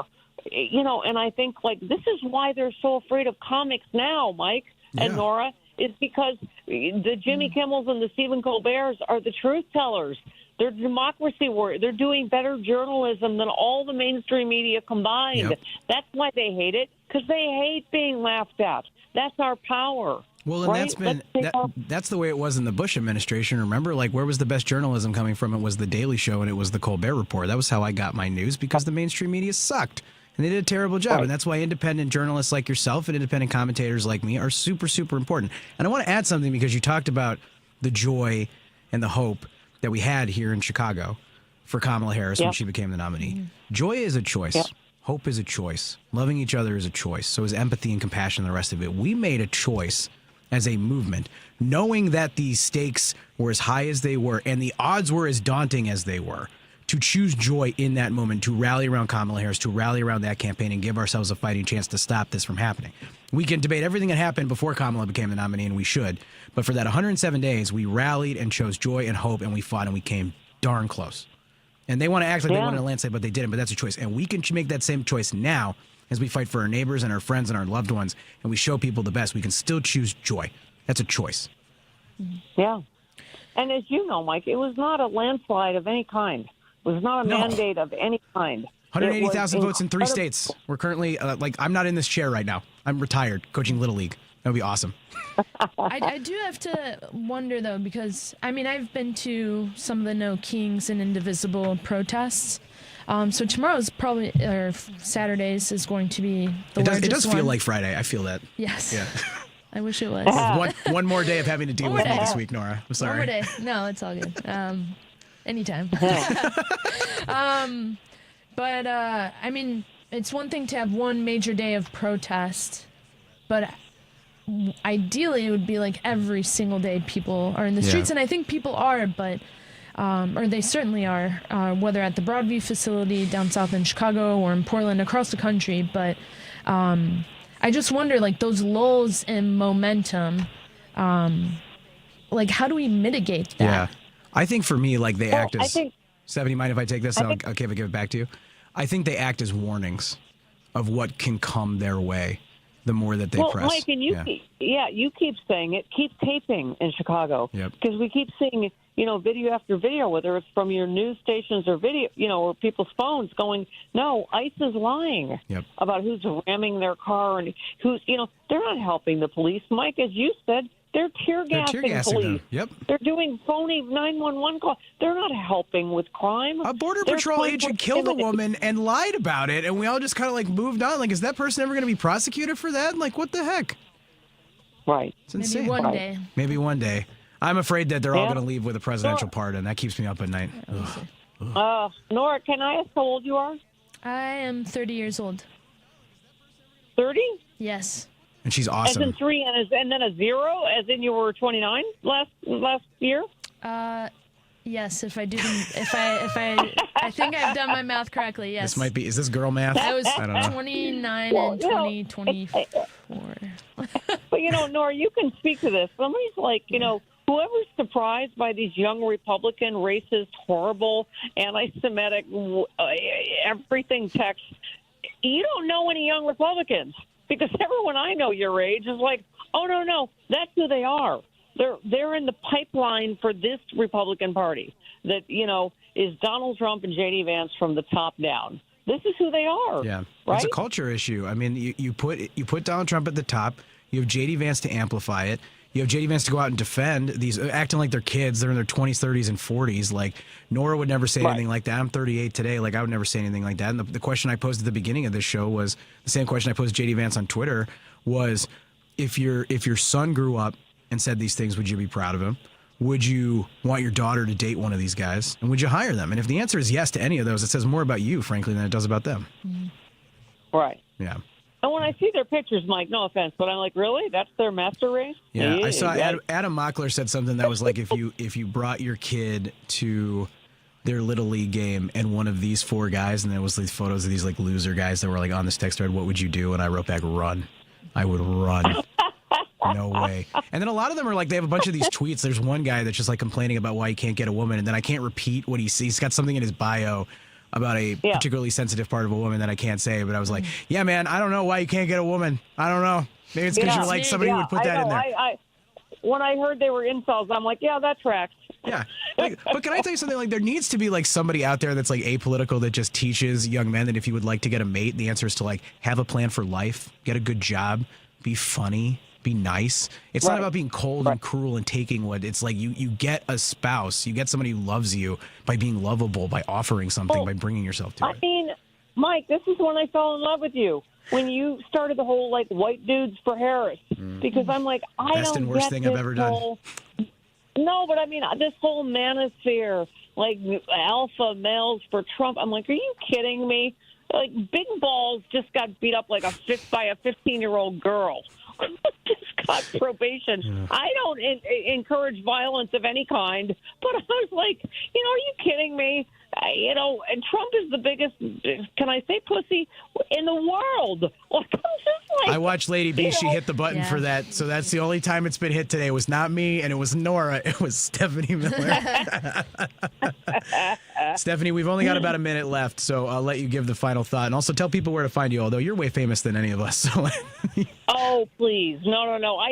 We said today, Mike, I thank WCPT so much and our great, few stations that we have, Minneapolis and Santa Fe and elsewhere, because, the radio terrestrial business is, in trouble in every way. Yeah. But, the God bless, like we have to be on Sirius XM and Free Speech TV and, Progressive Voices Network and YouTube and how you do. We have to diversify because all of these radio companies, except for places like WCPT, are owned by conservatives who only put conservative shows on.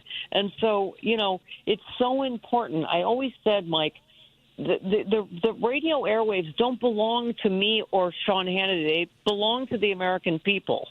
And that's so right. God bless places like WCPT that's letting all voices be heard because, it is so important right now. And that's why you're right. Like your Substack and everything you do is so important. I've become such a huge fan of you. Kind of a stocky, weird fan, just to be honest. But,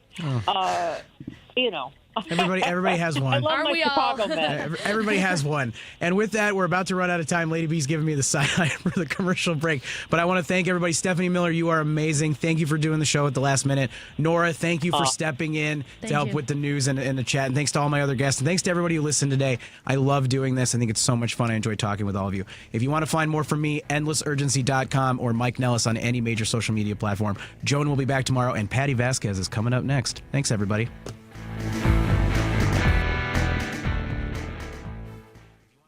Is reviewing life insurance on your to-do list? Now's the perfect time to add it. A friend recently told me that securing life insurance sooner rather than later can help you lock in lower rates for years to come. So I bumped this up on my list and got it done. I called SelectQuote and couldn't believe how easy and affordable life insurance is.